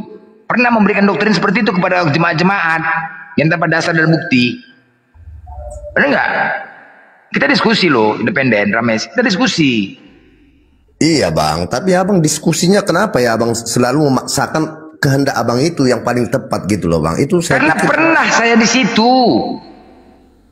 Karena pernah saya di situ. Iya. Pernah saya menjadi pendeta, menyampaikan kepada jemaat, Islam itu intoleran, Islam itu radikal, nggak usah kau dekat-dekat Islam itu. Alah, udah pernah main filmnya bos. Jadi jujur aja lah, jujur aja lah. Dan banyak di sini, banyak teman-teman, banyak Natali pernah juga menjadi jemaat, banyak di bawah pernah jadi jemaat. Bukan, maksudnya berarti Bang Blender pernah jadi pendeta. Benar. Berarti abang salah sebagai pendetanya, abang udah salah tuh bang. Berarti bukan seperti itu. Nah itulah. Pendeta itu saling mendukung. Dengarlah ya. Namaku PDTB Silalahi STH DTH MTH. Bukan kaleng-kaleng bos. PDTB Silalahi STH DTH MTH. Gelarku asal dari Vatikan bos. Bukan kaleng-kaleng. Jadi coba jujur aja lah. Menganggap nggak kalian Islam radikal? Menganggap benar nggak? Coba abang buktikan dulu siapa pendeta yang pernah menyebarkan kebencian di dalam gereja-gereja atau khotbah-khotbahnya. Apa astaga, yang ketangkap sekarang itu siapa yang ketangkap tuh yang bermasalah? Salah satu siapa itu? Kurang tahu juga bang. Oke, baik. STT Nias kemarin sudah kebobolan. Oke, di dalam kampus STT itu sekolah tipu-tipu apa sekolah teologi itu. Udah kedapatan pelajaran Islamologi. Oke, pelajaran kebencian. Nah, di dalam STT itu calon-calon bapak-bapak gereja, calon-calon pendeta. Oke, ilmu yang didapatnya dari kampus itu disampaikan kepada jemaatnya. Itu salah satu. Berapa kampus STT ini di Indonesia ada 20 kampus. 20 kampus yang calon mahasiswanya ada 200 saja, minimal 200. Kalikan 20 kampus 4.000 calon-calon pendeta ataupun calon kepala rumah tangga atau ibu rumah tangga. Yang kemudian ilmunya itu didapat disampaikan kepada jemaat atau anak keluarganya. Selesai bos. Itu dulu. Menyatakan Nabi Muhammad tidur di bawah kolong, mati di bawah kolong. Dikatakan Allah kami diukir-ukir seperti ular namanya. Udah kebongkar bos. Aduh, jangan lagi ditutupin ini. Jangan lagi ditutupin ini. Jangan usah lagi. Udah menjadi hal umum. Gak bisa kalian lagi menutup diri. Udah terbongkar. Zaman sekarang zaman medsos. Semua orang tahu. Zaman semakin canggih. Apa sih yang nggak tahu? Ada hacker, ada media sosial, ada viral. Semua viral. Orang terbongkar karena viral. Jadi jangan lagi pernah mengatakan wah menutup diri. Jangan. Jadi ini fakta loh. Yang STT Nias kemarin coba terbongkar. Ada 2 STT. Pelajaran Islamologi kebencian terhadap Islam. Jadi nggak usah lah kayak gitu-gitu. Udah paham, sama-sama paham kita. Cuman kita mencari solusi loh. Yang selama ini kalian didoktrin kebencian, kami hanya membuka.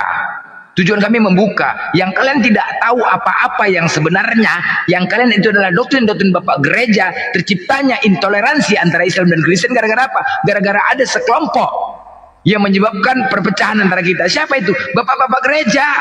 Makanya kami selalu menantang. Bawa kemari bapak-bapak gereja. Coba saya sampaikan. Suruh dia kemari menghadapi kami. Potong kupingnya kalau berani. Gak akan berani. Jangan kalian jadi korban terpecahnya hubungan kita. Jangan. Kalau kita mau sama-sama, ayo. Tugas bapak-bapak gereja nih, tugas pendeta untuk membela iman kalian, bukan kalian. Tugas dia ini. Tugas dia yang paham kitab. Nah, dia ngadepin kami. Jangan kalian dikorbankannya untuk terjadi keributan. Janganlah kalian yang menggaji pendeta, kok mau kali kalian. Ayo, sama-sama biar supaya kita terjadi hubungan bagus antara kita. Itu aja, biar kalian tahu permasalahannya apa. Masalah iman kalian ya udah iman kalian. Mau apapun kalian bilang, uclem, mau apapun kalian bilang terhadap kami, aku sudah tetap beriman kepada Tuhanku Yesus. Sudah selesai. Mau kalian jelek-jelek tetap imanku sama Tuhan Yesus, nggak bergerak aku dari Tuhan Yesus, silahkan. Tetapi kita mencari kebenaran. Perpecahan selama ini terjadi apa sebabnya, biar kalian tahu. Terjadi keributan antara Islam dan Kristen, itu aja loh. Tapi butuh kejujuran. Jangan lagi bertahan. Jangan lagi kalian tutupin. Ayolah. Ayo, mari buka lembaran baru. Jangan ada tali keributan. Biar sama-sama kita menjalin toleransi antara beragama, terkhusus Islam Kristen. Itu loh. Tapi kita butuh kejujuran. Ya. Paham kan? Udah tahu kita. Aduh, udah tahu kali lah. Makanya kami bekerja keras. Ayo, selama ini apa yang ditanamkan kepada kalian, didoktrin kebencian terhadap kalian. Kenapa? Takut domba-dombanya tersesat. Takut, karena saling berhubungan ini loh. Saling berhubungan antara Islam Kristen. Saling. Ketika misionaris menggunakan Isa Al-Masih. Ketika kita diskusi, kalian tidak menggunakan Isa Al-Masih. Kan lucu ini. Ketika misionaris, oh iya, Islam dan Kristen sama. Oh iya, Isa Al-Masih itu Yesus juga sama. Coba kita diskusi, sama nggak Isa Al-Masih dengan Yesus? Coba aku tanya kalian, sama nggak? Nggak akan mau terima kalian. Tapi kalau misionaris, oh sama. Oh iya, ada gereja Isa Al-Masih. Oh Isa Al-Masih itu Yesus. Sama kalau misionaris. Tapi kalau diskusi, tidak sama. Kan lucu kayak gitu. Nggak boleh kayak gitu. Itu janganlah. Itu ulah-ulah bapak-bapak gereja. Demi untuk mendapatkan sesuatu. Ayolah, buka akal. Ayo, lepaskan dulu doktrin kebencian terhadap Islam. Biar enak kita diskusi. Mau apapun kalian bilang, ya udah imanku tetap Yesus. Mau apapun kalian bilang Yesus. Mau kalian tembak mati pun aku, imanku tetap Yesus. Gitu. Maunya punya kemauan gitu. Tetapi dalam hal diskusi, untuk mencerdaskan bangsa, untuk mendapatkan pencerahan, agar betul-betul kalian beriman kepada Tuhan yang benar gitu loh. Jangan, lepaskan kebencian dulu itu. Lepaskan. Karena udah ditanamkan kebencian kalian terhadap Islam dari dulu. Makanya apa yang kami sampaikan nggak pernah kalian mau terima. Ayo, mari sama-sama kita yuk buka lembaran baru. Paham kan? Coba jujur independen. Bener nggak kira-kira? Bukan gitu. Terima kasih Bang Blender. Saya juga sepakat dengan Bang Blender. Saya kenapa bisa kembali ke ruang diskusi seperti ini? Hal ini terjadi pada saat ada kebakaran kerusakan rumah ibadah, dan saya melihat di room diskusi ternyata belum ada perubahan. Itu terjadi yaitu orang yang mencoba menafsirkan kitab suci yang bukan yang dia imani. Itu yang membuat saya harus kembali ke ruang diskusi, ya. Sehingga itu alasan saya. Karena saya pun tidak ingin melakukan hal itu kepada kitab orang lain, dan oleh karena itu saya tidak mau orang lain melakukan hal tersebut juga kepada saya. Saudara bisa lihat dalam saya berdiskusi, saya tidak pernah menafsirkan kitab orang lain seperti itu. Jadi saya tidak membenarkan hal itu. Ya, saya sangat tidak membenarkan hal itu apabila hal itu dilakukan oleh saudara-saudara saya dari Kristen seperti itu. Terima kasih. Konteksnya nggak ada berbicara kitab di sini, ya. Terjadinya perdiskusian di sini karena pertama siapa? Kristen dulu loh. Kalau kita urut-urut, yang ada duluan di TikTok ini Kristen dulu, bukan Islam. Ya, paham ya? Kristen dulu ada di TikTok ini untuk membahas Islam. Kami datang untuk membantah. Kalau kita merunut, Kristen dulu yang misionaris, kami datang untuk membantah misionaris. Janganlah kalian kayak gitu menyalahkan. Inilah masih menyalahkan juga. Masih menyalahkan, nggak mau mengakui, sulit untuk jujur. Inilah sulitnya kalian diskusi. Jujurlah. Kita mau ada kejujuran aja diskusi di sini. Kan aku bilang, jujur pun kalian, tahu pun kalian, kalau memang iman kalian terhadap Yesus ya udah. Mau ditembak pun aku mau, apapun kebenaran itu pahit, imanku tetap Yesus. Udah, Yesus. Ngapain kalian takut? Jadi jangan, yang penting ada kejujuran. Masalah iman kan kalian, mau apapun dibilang imanku Yesus, cuman biar tahu permasalahannya apa yang terjadi, biar tetap terjalin hubungan antara kita, itu loh.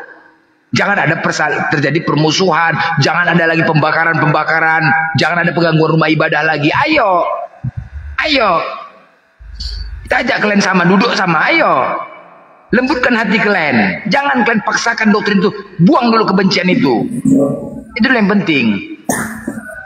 Kalau kalian tanamkan terus kebencian kayak gini, apapun kami sampaikan nggak pernah kalian dengar. Gitu juga. Kalau kalian sudah suka dengan orang, walaupun salah ucapan itu, tetap kalian terima. Kalau sudah benci, benar pun ucapan kami, nggak pernah kalian terima. Makanya lepas dulu kebencian, jangan dulu doktrin kalian. Kebencian dulu terhadap Islam, lepaskan dulu. Parah bapak-bapak gereja ini, makanya aku geram sama bapak-bapak gereja pendeta nih. Kami menantang dia, suruh datang. Berani nggak? Potong kupingnya kalau berani dia. Nggak akan berani. Jangan kalian jadi korban, kan kalian yang gaji pendeta. Tugas pendeta ini ngadepin kami, tugas pendeta bukan kalian. Dia yang paham kitab, bela iman Kristen, bela iman kalian. Jangan hanya di sana aja, bela. Ketika kami membahas agama kalian, Pak Pendeta, itu jangan dibiarkan Pak Pendeta. Bela iman Kristen. Jangan suatu saat nanti anak-anak kami lewat ke TikTok, ditontonnya itu, tahu-tahu iman anakku yang belum kuat. Akhirnya apa? Akhirnya dia mualaf, nggak menerima. Itu loh. Jangan gara-gara Pak Pendeta tidak membela iman-iman Kristen, ada anak ini masuk ranah publik loh TikTok ini. Ada anak-anak nanti, terdengarnya tengok nih Kristen agama radikal. Iya, mak radikal. Iman dia belum kuat, masih remaja. Akhirnya apa? Mualaf dia, kalian salahkan juga kami. Jadi pelajarin, tolong kita ayo buka lembaran, jangan lagi ada apa gini, kebencian, lepaskan kebencian itu. Ayo, mari. Tapi diskusi secara jujur loh. Jangan nggak jujur lah.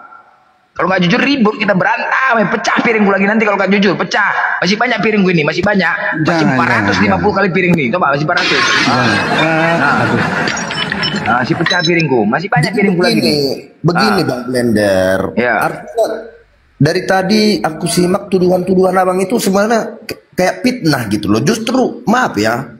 Kalaupun ku ceritakan yang kulihat, ku dengar selama, justru Bang, kami itu nggak ada kebencian loh Bang. Kalau jujur aja, kami itu nggak ada, bukan seperti itu ajaran kami itu enggak. Memang kami diajarkan untuk mengampuni, mengasihi, benar. Jadi nggak ada harus dibalas, itu banyak pun perusakan rumah ibadah. Kami tidak ada terpikir untuk membalaskan itu, tidak ada. Kami cuma berdoa, ya Tuhan ampunilah mereka. Karena mereka tidak tahu apa yang mereka perbuat. Memang itu kami diajarkan gitu loh Bang.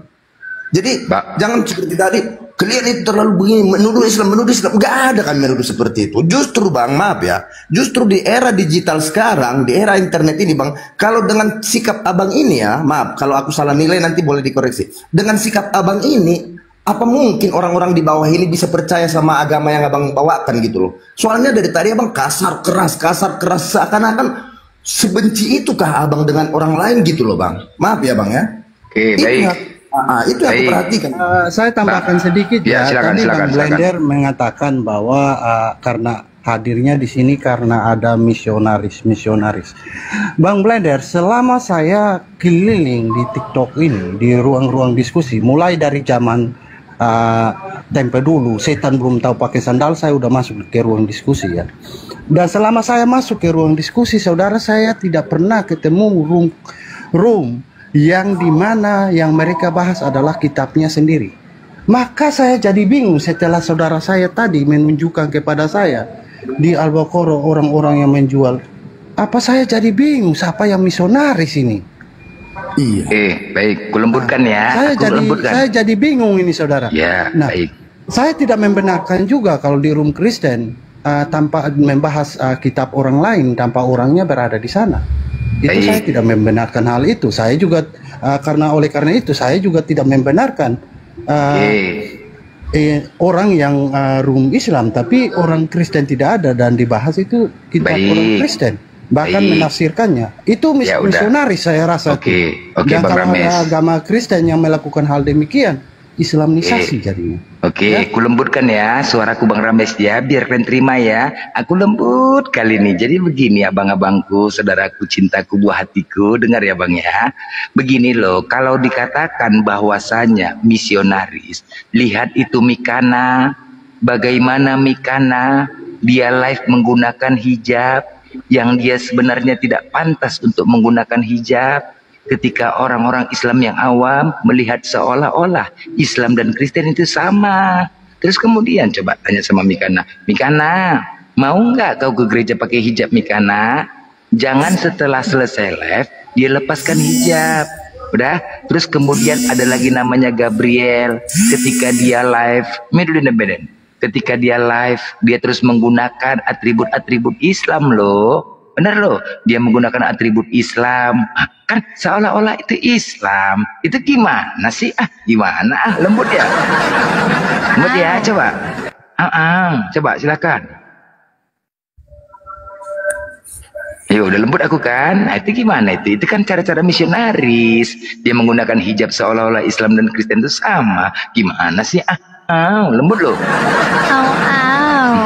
Lembut ya, silakan.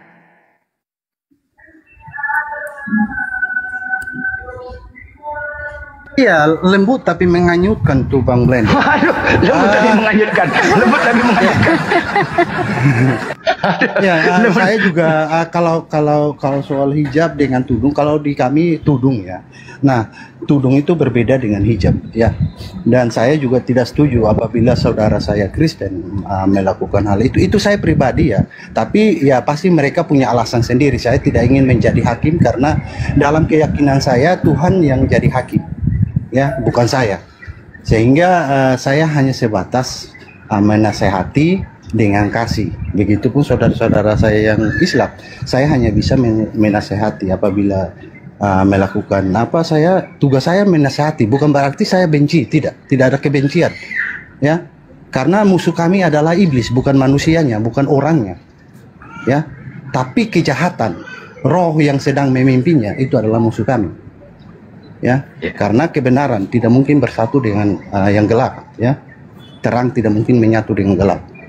Jadi yang kami perangi itu adalah roh jahat itu, bukan orangnya, bukan seperti itu. Ya, sehingga apabila ada orang yang salah, kami harus menasehatinya agar dia sadar sehingga tidak taat tunduk kepada roh yang sedang menuntunnya. Sehingga roh itu bisa menjauh daripadanya. Nah, itu wujud kasih kami. Karena seorang yang kasihnya tidak sempurna apabila saudaranya sudah hampir jatuh ke dalam lubang dibiarkan. Oke, makanya untuk itu kami ada di sini.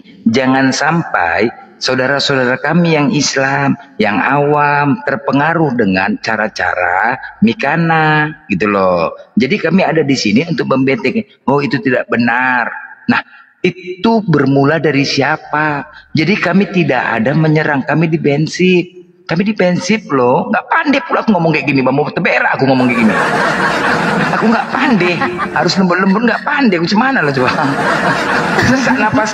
Sesak napasku ngomong kayak gitu ya betul, kayak mana lah. Salah, lembut salah, keras salah.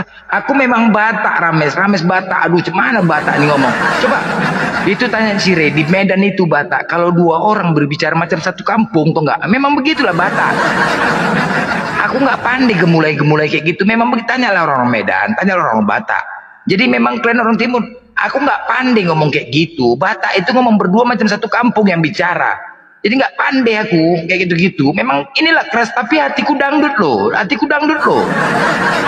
Aku ngomong keras kayak gini, tapi aku nggak senang kalian itu masuk neraka keras kayak gitu. Nggak mau aku kalian masuk neraka. Karena sayang aku sama kalian, karena aku yakin, punya keyakinan agama Islam itu agama benar, makanya aku keras sama kalian. Dan kalian tidak bisa membuktikan kebenaran agama kalian. Mau juganya kami masuk surga, cuman buktikanlah kebenaran ajaran kalian, agar kami juga sama-sama kita masuk surga. Ayo, kalau memang ajaran kasih, kalian menegakkan ajaran kasih, ayo ajak kami agar sama-sama masuk ke dalam surga kalian. Tapi gunakan apa? Akal. Kita kan punya akal, bukan iman saja. Nggak boleh kita gitu. Kita kan ada akal ini. Ketika kau sampaikan Rames, kau menyampaikan sesuatu, kami menyimak nih.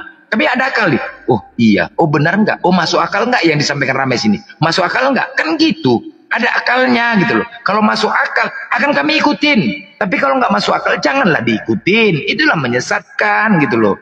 Itu loh, paham kan? Jadi sama-sama kita, ayo. Kalau kalian tidak bisa membuktikan, berarti kami yang membuktikan sama-sama. Agar sama-sama kita masuk ke dalam surga. Bukan hanya di dunia saja. Karena cinta kami dan sayang kami terhadap kalian. Keras kami terhadap kalian. Belum seberapa pedihnya sisaan Allah itu terhadap kalian loh. Sama-sama, ayo. Sampaikan yuk. Kebenaran itu. Ajak kami masuk ke dalam agama kalian. Ajak, yakinkan kami. Agar sama-sama kita masuk ke dalam surga. Bukan kasih sama manusia saja, internal Kristen. Enggak. Ajaklah kami untuk masuk ke dalam surga kalian. Tapi ingat akal ya Rames ya, akal ya. Kita punya akal loh Rames. Kalau nggak masuk akal, tolonglah jangan dipaksa Rames. Karena kita memahami itu berdasarkan akal loh. Tuhan itu menciptakan manusia ada berbeda-beda. Nggak bisa. Kalau katakan percaya ikut aja. Nggak bisa gitu. Kemana ikut? Apa yang kau sampaikan? Ayo ikut aja. Itu salah. Ikut aja. Salah loh Pak. Ikut aja. Nggak bisa gitu. Kalau menolak akal kita, cemana pula hati kita mau ikut? Akal dulu loh, proses. Secara kemanusiaan, proses kemanusiaan itu akal dulu, baru hati. Itulah proses. Jangan dulu hati, iman dulu, baru akal. Allah ciptakan akal itu, tolonglah, akal, gunakan akal kita. Apa yang kita belajar dulu sekolah, guru menyampaikan. Ketika guru menyampaikan, apakah langsung masuk ke hati terus? Enggak dong, akal dong. Akal dulu, bener nggak Pak Ketua? Yuk pelajarin yuk anak-anak, ayo. 1 tambah 1 berapa anak-anak? Hitung. Berpikir. 1 tambah 1 sama dengan 2. Benar 2, benar. Yakinin. Sudah kita yakin, benar 2 itu baru masuk ke hati. Yakin. Sampai sekarang pun kita, keyakinan kita 1 tambah 1, 2. Karena sudah masuk di akal. Kan begitu. Begitulah proses belajar. Sampai kapanpun juga, kalau kita masuk akal, maka akan masuk ke hati. Gitu loh. Jadi gunakanlah akal. Mau makan semua pun mau gunakan akal loh. Apa yang kalian sampaikan. Tetapi kalau kalian bicara tentang ketuhanan ya, tentang maunya Tuhan, keinginan Tuhan, itu tidak bisa kita proses dengan akal. Nah itu dia, selalu kita sampaikan. Itu tidak bisa kita proses dengan akal keinginan. Tetapi secara umum tentang Tuhan, mengenal Tuhan itu bagaimana, itu memang harus akal. Bagaimana Tuhan itu, terus kayak mana Tuhan itu, harus kita kenali dulu dengan akal. Karena ada akal. Oh, masuk akal enggak Tuhan begini? Masuk akal enggak Tuhan begini? Masuk akal enggak Tuhan gini? Itu pengenalan loh. Gitu loh. Jadi Pak Rames, paham kita ya. Jadi di sini Kristen agama radikal kita membuat karena sudah tahu lah gimana ajaran Kristen. Jadi tolonglah kejujuran. Kalau kalian mengatakan ajaran kasih, Natali pernah dulu di Kristen. Banyak di sini pernah di Kristen. Banyak. Jadi kalau kalian mengatakan itu STT Nias itu mengajarkan kebencian, itu betul loh, fakta loh. Karena apa? Cobalah, saya minta sama kalian, suruh pendeta kemari, coba potong kuping aku, bilang Pak Pendeta, itu tengok tuh, rame kali ucilim itu membahas agama kita Pak Pendeta, pikirlah ajarkan dia kemari. Potong kuping aku, pasti apa jawabannya? Mereka belum menerima Roh Kudus itu, gak usah kau tonton itu, pasti itu, gak usah kau tonton itu. Banyak loh mengatakan gitu, gak usah kau tonton itu. Banyak loh yang mengatakan gitu. Coba kayak gini ya, nama bapaknya Mamat, Allahu Akbar, coba. Kayak gini Kristen, nama-nama kayak gini. Apa nggak menciptakan kerusuhan kayak gini? Coba. Iya, nanti dibalas katanya. Nanti dibalas nggak? Dibalas katanya Muslim yang ini. Coba lah, kayak gini. Nanti dibalas katanya Muslim yang salah. Ajaran kami bukan seperti ajaran kalian. Tampar pipi kiri kasih pipi kanan, beda bos. Sedangkan itu aja pun kalian nggak bisa menjalankan. Kalau mau Kayak gini naik namanya. ganti dulu namanya. Kalau mau naik, Dari semalam ini, dari kemarin ini namanya ini. Dari kemarin, aku juga menyampaikan kepada teman-teman muslim, jangan kalian buat nama-nama kayak gitu. Ku blokir loh kalau yang Islam. Coba bisa nggak kalian nasihatin ini? Gak bisa, inilah menyebabkan terjadinya keributan. Nanti dibalas kami salahkan. Ketika ada Kristen-Kristen lewat, udah Kristen lewatnya nggak tahu apa-apa, pasti menyalahkan Islam. Menyalahkan Islam. Pasti kan kayak gini, nggak mungkin aku nggak balas. Ku caci maki, ku hina, ku ejein, ku balas gara-gara nama dia. Kalian yang nggak tahu apa-apa lewat, dengar cacian makian aku, pasti menyalahkan. Menyalahkan aku kan? Inilah, tolonglah saling nasihati, janganlah menyalahkan ini kayak gini, coba lah. Tolong sampaikan. Ya, jangan jadi itu.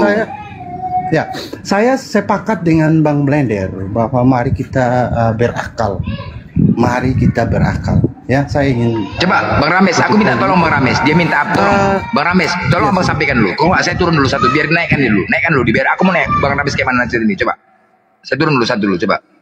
Gantian dulu sebentar. Siapa mau tukar dulu sama dia, biar naikkan dulu dia. Biar habis tukar lagi. Siapa tukar? Tukar sebentar. Biar naik dia. Kita mau tahu dulu respon orang ini. Yuk, naik kau. Mana tadi nama kau tuh? Yuk, naik kau. Minta permintaan, naik kau, naik. Naik kau. Jangan tepeng-tepeng di bawah, naik. Tadi. Naiklah kau, naik. Kau minta up kan? Yuk, tunggu dulu, yuk. Naik, nama kau tadi itu. Nah, coba lah. Aku mau tahu Bang, gimana? Ini Kristen loh Bang. Namanya itu gak benar. Coba, apalah Bang Rames respon sama dia? Iya, apa namanya saudara? Selamat malam. Gua di sini sebagai tamu terhormat, bapaknya Muhammad, ingin berdiskusi dengan kalian para pemuja sesat. Tengok. Kamu jangan gitu. Sampah ini Gua binatang cari aja lawan yang binatang. keras. Nah, kayak gini. Coba. Anda nih. Kalau ngomong satu-satu, otaknya nggak usah patungan. Gini aja. Slow, santai bro. Ajaran santai. Anda apa sih? Ajaran Anda apa? Ajaran kami mengajarkan kasih. Ajaran kalian mengajarkan kebencian. Kasih apa? Kalian apa? sangat biadab. Tengok. Kasih apa? Dari ujung kasih apa yang sedang sampai Anda ke ujung, ajarkan? kalian sangat takut dengan ibadah gereja kami. Iya, Laknat kalian. kasih apa? Neraka tempat kalian, jahanam. Tengok. Gua di sini cari lawan yang keras. Oh, ini apa? Ini Sekarang apa gua mau mungkin bertanya. wakilnya Tuhan ya. Gua mau bertanya sama yang paling keras di room ini. Siapa? Angkat tangan. Tengok. Kau kutanya dulu, Tuhan kau siapa? Yesus. Nggak usah, biar dia sama saya aja Bang Blender. Satu-satu kalau ngomong otaknya nggak usah Anda patungan. sama saya aja. Manusia tolol. Saya Kristen. Gua di sini cari lawan yang keras, khususnya pemuja berhala Islam. Tengok. Tengok nih. Ada yang Sama keras. saya aja. Saya Kristen. Anda sama saya aja. Yang saya cari pemuja berhala, pemuja kotak hitam yang bentuknya mirip Anda memek. sama saya aja. Saya bilang Anda sama saya aja. Pemuja kotak hitam yang bentuknya Anda mirip sama memek. saya, perusak Anda. Sesuai ajaran Nabi Muhammad si tukang cabul. Tengok kan? Perusak Anda. Sama saya aja, diskusi sama saya. Ada yang keras. Iya, sama Kau saya. tunjukkan ajaran kasih. Kau mengatakan ajaran kasih, tapi yang kau sampaikan itu kasih, monyet. Ada yang keras. Bangga Di kali sini kau saya mengatakan ingin ajaran berdiskusi. kasih, tapi yang kau sampaikan moncong kau itu ajaran kasih, bujang inam. Ingin berdiskusi dengan Macam udah betul kali kau, binatang kau memang. Ada yang keras. Saya setan anjing. Buka kameramu anjing.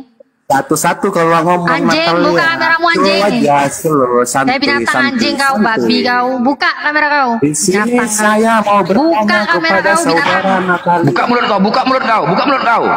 Jika suami kau Kayak gitu ajaran kasih. Itu kan merusak Orang kan? nggak ada.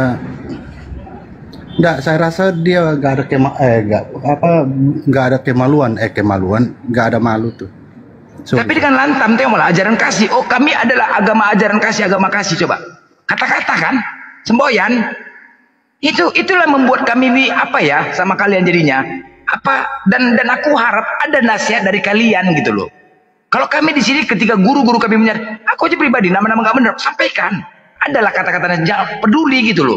Tapi sulit ketika kalian menasihatin berbeda denom, sulit kan? Bang Blender, saya ingin menanggapi di sini. Kenapa hal-hal seperti ini terjadi? Karena orang merasa bahwa dia mengenal Tuhan, ya, dia sudah kenal Tuhan dengan baik dan benar, sehingga dia lupa bahwa dia mengenal Tuhan itu dari firman, ya, sehingga dia merasa bahwa dia sudah pernah ke atas, kenalan langsung sama Tuhan, dia tahu bahwa itu adalah benar, ya kan, sehingga dia mengabaikan firman itu sendiri, yang sebenarnya setiap hari yang bisa dia jangkau adalah firman itu, bukan Tuhan itu. Nah, kalau orang sudah di dalam otaknya sudah terkonsep bahwa dia mengenal Tuhan yang benar itu daripada firman-Nya, dia akan jadinya seperti ini tadi ini. Akan jadi seperti itu. Hal itu terjadi saya rasa pada siapapun itu. Mau dia agama apa, mau dia denom apa. Ada nggak yang muslim kayak gitu Bang Rames? Udah nggak usah nge-framing. Ada nggak nyatanya yang muslim kayak begitu kelakuannya? Ada nggak? Apakah ada muslim yang kayak begitu? Kalau dalam hal ini saya setiap orang pasti ada dalam mana buktinya? Kalau saudara ya, saya pernah berdiskusi dengan orang dan orang mengatakan, oh Yesus itu anak ini apa macam-macam lah. Mana datanya? Banyak, mana datanya? Mana datanya? Banyak. Kalau saya mana datanya? Data apa? Yang kamu bilang tadi. Oh, kalau data kita bisa temukan di room diskusi, kita akan temukan hal itu. Mana? Siapa? Kita akan temukan hal itu. Kok typingan? Mana tadi yang berani mulutnya kayak gitu tadi, naik kayak gitu? Siapa? Ada dari Islam kayak gitu? Ada dari Muslim kayak gitu? Ada nggak dari Muslim kayak gitu? Muslim udah jelas nggak ada yang kayak gitu. Di Al-Quran udah mengatur. Di Al-Quran surat Al-An'am ayat 108 udah jelas. Janganlah kamu memaki sesembahan orang kafir. Paham kau? Coba di Kristen, apakah ada? Di Kristen ada nggak pedoman kayak gitu? Di Kristen ada nggak acuan kehidupan tuh kayak gitu? Nggak boleh ngehina sembahan lain. Pantas tadi Kristen contohnya, buktinya tadi kayak gitu.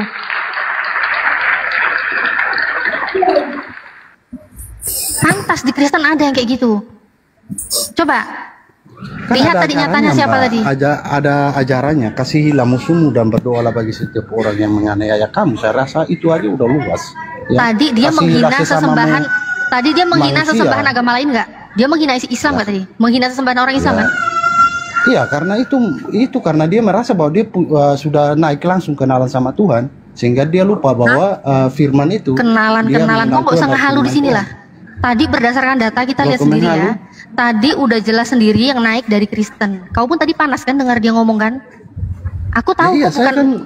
Aku tahu mulut kau nggak sanggup kayak begitu. Aku tahu mulut kau nggak sanggup kayak yang Kristen tadi. Aku tahu. Tapi jujurlah kau sebagai sesama Kristen dengan dia. Walaupun kau nggak setuju, kau harusnya jujur. Nah, kalau memang tadi Kristen kayak gitu kelakuannya nggak boleh, ya udah kau jujur. Kalau itu memang nggak sesuai dengan hati nurani kau. Tapi kau juga jujur. Di Kristen memang nggak ada. Di Kristen memang nggak ada larangan untuk jangan menghina-hina sesembahan orang lain. Itu nggak dibenarkan. Nggak dibenarkan gimana? Dikatakan kasihilah musuhmu. Saya nggak nanya kasihilah musuhmu. Tadi yang dia lakukan di sini dia memaki-maki. Saya nggak minta dia ngasihani saya. Saya nggak minta dia ngasihani saya. Oh, jadi saya yang tadi disampaikan itu kasih. Saya tidak meminta dia harus mengasihani saya. Dia mau memikirkan saya musuh atau apapun, saya nggak peduli. Yang saya minta tunjukkan datanya di mana kekristenan itu mengatur untuk tidak boleh memaki sesembahan agama lain. Ada nggak? Jadi kalau sesama itu bukan termasuk ya? Ada apa enggak? Kalau sesembahan orang lain itu enggak sama dengan kalian, Mau kasihilah sesamamu sesembahan orang lain itu bukan sesama dengan kamu. Sesamamu manusia itu berarti yang dihina bukan saya, dia bukan ngehina saya. Kau dengar baik-baik ya. Tadi si kafir binatang tadi dia bukan menghina manusia, dia bukan menghina personal. Kafir mau menghina personal, kami nggak ada masalah. Kafir mau hina saya, mau hina Bang Blender, kami di sini nggak masalah. Tapi yang tadi dia hina itu sesembahan saya. Ajak bicara tuh sesama manusia nggak? Babi binatang ini kau tuh. Itu nggak nyambung. Tadi dia naik ke sini, dia menghina sembahan orang Islam, Pak Rames. Harusnya dia sudah tidak mengasihi sesama manusia. Tadi itu. Di sini kami tidak membahas tentang sesama manusia. Kami tidak membahas tentang sesama manusia. Ini tadi saya ngerespon apa yang dia lakukan. Yang kita bahas tentang apa? Tadi si kafir naik ke sini menghina sesembahan orang Islam. Ada nggak datanya di dalam Bible kau itu? Larangan untuk jangan menghina sesembahan agama lain. Kalau orang Islam manusia enggak? Kan ini memang juga kan? Mana sih datang juga ini? Rames, begini ya. Saya gini loh sebentar. Makanya saya naikkan tema ini Kristen agama radikal dan alhamdulillah Allah tunjukkan langsung. Allah tunjukkan dan Allah buktikan itu tadi ada manusia dari Kristen radikal nggak caranya itu? Model seperti itu, yang model enggak sekarang dia aku tanya Kristen dia kan? Radikal nggak caranya itu? Dengan orang-orang seperti itu. Dia nggak setuju terus apa respon kalian? Saya tumbuk mukanya. Saya nggak bisa nggak kalian nasihatin. Jadi selama ini itulah yang terjadi. Ketika kami membalas, kalian menyalahkan kami. Radikal nggak itu? Jadi selama ini kalian mengatakan Islam radikal, makanya saya angkat terus tema ini. Itu terbukti loh. Allah tunjukkan langsung. Begitulah kalian. Itu fakta loh. Begitulah yang terjadi selama ini. Buat nama kayak gitu terus naik memaki-maki sembahan orang lain. Sekarang tanya Natali, ada nggak di ajaran Kristen tidak boleh menghina sembahan orang lain? Ada nggak? Ada nggak? Tadi Bang, maaf Bang, kasih saya sebentar. Tadi kan itu Bang Rames sudah bilang kasihilah sesama seperti bla bla bla umat manusia. Ya memang di ajaran kita seperti itu. Terlepas ada orang yang kayak tadi seperti tadi, ya memang kita nggak setuju, jujur aja. Nah, poin benar. Tetapi dia naik ke atas mengatakan, oh aku agama kasih, kasihannya semboyan. Tetapi faktanya adalah karena penabusan dosa yang dilakukan Yesus, pengorbanan dosa yang dilakukan Yesus, pengorbanan diri, makanya terciptanya kebebasan, tidak ada aturan di kekristenan, makanya suka-suka hati. Seandainya melakukan kebaikan, maka sia-sia kematian ya Yesus. Mohon maaf, itu Bang Blender udah menafsir. Loh, Bang Blender. Loh, sebentar Bang Blender. Supaya saudara tahu, ya. Hukum di Indonesia melarang orang pencuri. Apakah karena orang pencuri lantas hukum itu nggak benar? Kan nggak seperti itu. Orangnya yang salah, hukum tetap baik jalan. Rames, iya kan? Maukah kau mengorbankan dirimu seperti Yesus? Maukah? Dia tidak melakukan. Enggak, aku tanya dulu. Ya, maukah kau mengorbankan dirimu seperti Yesus disalib? Mau nggak? Ajarannya. Enggak, Rames, saya tanya dulu. Oke, kalian ku tanya. Maukah kau mengorbankan dirimu seperti Yesus disalib? Mau nggak? Mau nggak? Nggak akan mau, tetapi Yesus mau dia berkorban untuk kalian, merendahkan dirinya bahkan disalib sesakit-sakit ditombak demi untuk apa? Demi untuk kalian terbebas dari dosa, demi untuk kalian bebas melakukan apa saja untuk masuk surga. Itu dia. Kalau kalian melakukan perzinahan, kalian melakukan perbuatan mencuri, kalian melakukan kebaikan, maka sia-sia kematian Yesus. Hei, aku udah berkorban untuk kalian loh. Aku merendahkan diri untuk kalian loh. Lakukan apa yang kalian mau. Bebas kalian dari dosa, silakan. Mau berzina kalian. Lakukan mencuri kalian. Jangan takut lagi. Aku sudah mengorbankan. Makanya itulah dasarnya itu penyaliban itu. Babak belur rusak gara-gara penyaliban ini. Inilah dia. Ini udah bebas loh. Jangan kau sia-siakan kematianku ya. Jangan sia-siakan pengorbananku. Jangan kalian sia-siakan. Aku turun berkorban untuk kalian semua. Hah? Demi untuk menebus dosa-dosa kalian. Bebas. Jangan pernah takut memikirkan dosa lagi kalian. Jangan takut. Lakukan. Mau bunuh, bunuh. Mau berzina, zina. Mau mencuri, curi. Curi aja. Jangan takut kalian. Iya, saudara benar kan? Bicara seperti itu, tapi saudara tidak. Kalau saat saya ingin saudara tunjukkan di mana ajaran Yesus menyuruh mencuri, boleh mencuri. Loh, kematian Yesus fungsinya untuk apa? Penyaliban itu fungsinya untuk apa? Penyaliban. Penyaliban itu fungsinya untuk apa? Menyuruh membunuh kan? Penyaliban Yesus fungsinya untuk apa? Tidak disuruh membunuh. Penyaliban Yesus fungsinya untuk apa coba? Kalau orang melanggar itu dia melanggar ajaran. Oke, baik. Ketika di hukum Taurat jangan membunuh, jangan berzina, sudah dibatalkan dengan Efesus 2:15. Dengan matinya manusia di tiang kayu salib telah membatalkan hukum Taurat. Anda tadi ngomong, Anda telan ludah Anda sendiri.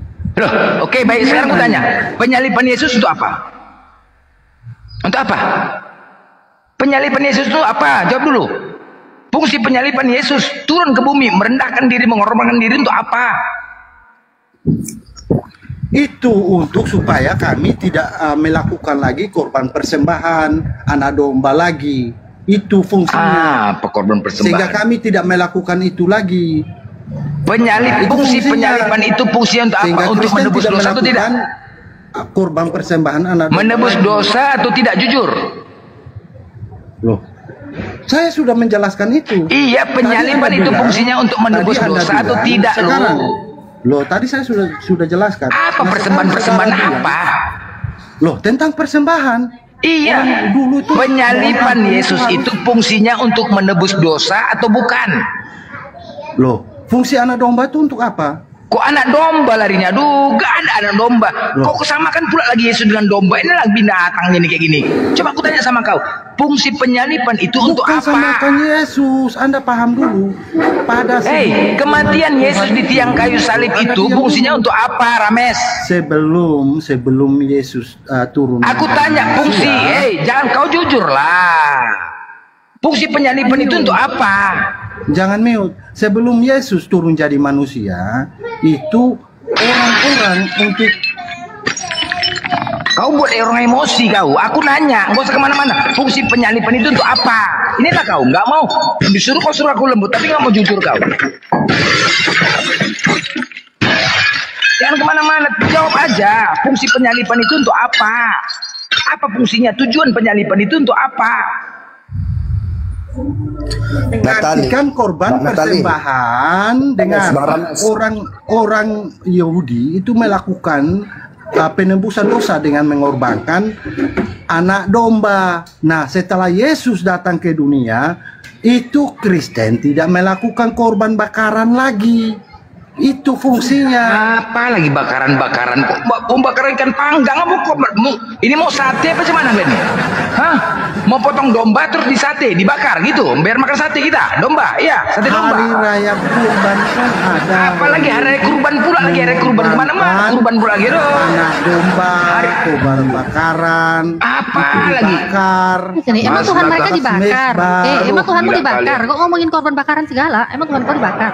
Loh, ini saya lagi bicara waktu korban bakaran itu dilakukan oleh bangsa Israel itu dengan membakar anak domba di atas mezbah, dibakar sampai habis sebagai korban penebusan. Nah, setelah Yesus datang, kami Kristen tidak melakukan hal itu lagi karena sudah digantikan gitu. Dapat nggak jawabannya? Dapat nggak jawabannya? Yesus disalib tujuannya untuk apa? Tadi saudara mengatakan Yesus itu mengajarkan, dosamu sudah diampuni, jadi harus membunuh, harus mencuri. Itu datanya di mana?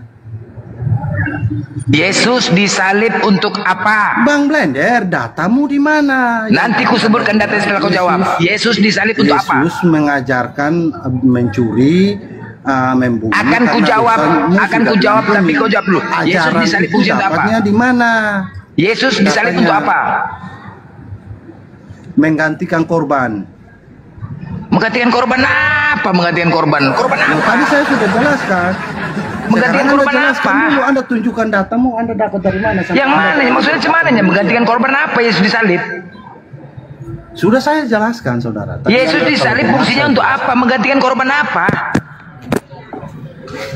Di zaman sebelum Yesus, orang itu melakukan korban bakaran sebagai korban bakaran. Sekali lagi, itu Yesus datang untuk dengar ya Rames. Benar tidak? Yesus disalib untuk menebus dosa-dosa kalian. Dengar lo, dengar. Nggak usah kau jawab. Sekarang kau iyakan atau tidak? Yesus turun ke bumi, mengorbankan dirinya, merendahkan dirinya demi untuk kalian dan demi untuk menebus dosa-dosa kalian agar selamat masuk ke dalam kerajaan sorga. Benar atau tidak? Tidak benar. Hal itu tidak benar. Baik, benar ya. Baik. Tidak benar. Tidak benar. Loh, jadi tidak benar. Jadi apa? Ya, jadi dengarin dulu. Orang Israel sebelum firman Allah menjadi manusia, orang Israel itu kalau untuk penebusan dosa mereka melakukan korban persembahan dengan menyembelih anak domba, ditaruh di atas mezbah, dibakar sampai habis, bukan dibagi-bagi, karena dosa itu nggak harus dibagi-bagi. Nah, setelah Yesus datang jadi manusia, nah korban persembahan tersebut tidak dijalankan oleh Kristen lagi. Seperti itu, saudara. Oke, bukan baik. berarti karena Yesus sudah disalib, kusimpulkan, menggantikan korban berarti tersebut. udah, kusimpulkan. Berarti sebentar dulu, Bang Blender. Sebentar dulu. Ya, bukan berarti Yesus sudah menggantikan korban tersebut. Terus kita boleh berbuat seenaknya. Nanti kalau berbuat seenaknya, nanti Yesus bilang, aku tidak mengenal engkau. Nyala daripada hadapanku engkau segala pembuat kejahatan. Itu ada ayatnya. Nah, Bang Blender dapat ayat dari mana Yesus menyuruh dosamu sudah diampuni. Ya udah, nggak apa-apa. Boleh mencuri. Nggak apa-apa, baik.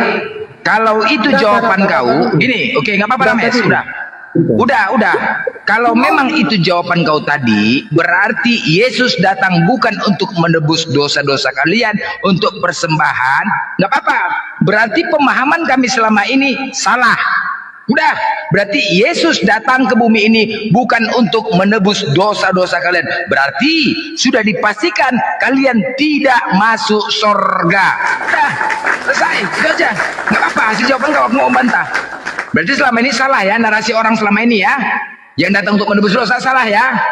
Oke, nggak apa-apa. Ini pernyataan dari Rames Kristen bahwa Yesus datang untuk mempersembahkan, bukan untuk penebusan dosa. Selesai, bos. Selesai dah.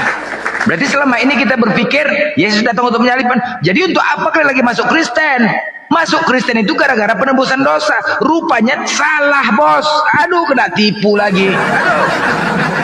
Hei, yang baru murtad masuk Kristen salah itu, boy. Cemana itu? Cemana? Hancur kan, tarik lagi. Yang selama ini gara-gara ada reward dari Kristen. Wow, yang masuk Kristen pasti dosa-dosa tebus, pasti masuk surga. Itu rewardnya. Rupanya salah. Aduh, matilah kalian. Woi, balik lagi. Woi, berarti ajaran nggak jelas, tipu-tipu dah. Iya, itu pendapat Bang Blender. Pendapat saya sudah menjelaskan. Saya rasa teman-teman yang nonton juga mendengarkan tadi saya bicara ya. Nah, sekarang saya itu urusan Bang Blender lah. Saya nggak mau perpanjang hal itu. Saya sekarang minta Bang Blender. Tadi saudara membuat satu argumen bahwa Yesus sudah mengampuni dosa, jadi boleh membunuh, boleh mencuri. Datanya di mana, Bang Blender? Menyatakan hal saya demikian. katakan boleh membunuh, boleh mencuri. Karena sepengetahuan saya, berdasarkan narasi-narasi kalian, Yesus datang mengorbankan dirinya untuk disalib demi untuk menebus dosa-dosa kalian agar kalian masuk ke dalam surga. Ingat, itu pengorbanan. Kalau ditanya sama kalian, maukah kalian seperti Yesus mengorbankan diri kalian untuk disalib? Belum tentu mau, ya. Tetapi Yesus sudah mengorbankan diri untuk kalian. Untuk itu, jangan sia-siakan kematian dia. Jangan kalian sia-siakan kematiannya. Karena apa? Agar kalian terbebas untuk melaksanakan pembunuhan, berzina, apapun kalian lakukan. Jangan sampai kau sia-siakan kematianku. Itu dia. Lakukan demi untuk kebaikan dia sama kalian, pengorbanan dia sama kalian. Lakukan. Ketika ada larangan berzina, larangan jangan berzina. Sorong, udah buka celana, kau sorong aja udah, langsung. Jangan tanggung-tanggung. Bunuh, langsung tikam, cerot-cerot, udah, langsung terus. Jangan mikir-mikir. Jangan pernah kau pikirkan dosa. Jangan. Ketika kau udah buka celana, mau sorong, ada dosa, aduh. Jangan kau pikirkan lagi. Nanti marah Yesus, gas terus. Gas, itu dia. Ya, paham ya? Itulah dia. Jadi jangan sia-siakan pengorbanan Yesus. Jangan sia-siakan pengorbanan Yesus. Ingat, kalian sendiri belum tentu mau berkorban seperti Yesus. Jangan sia-siakan.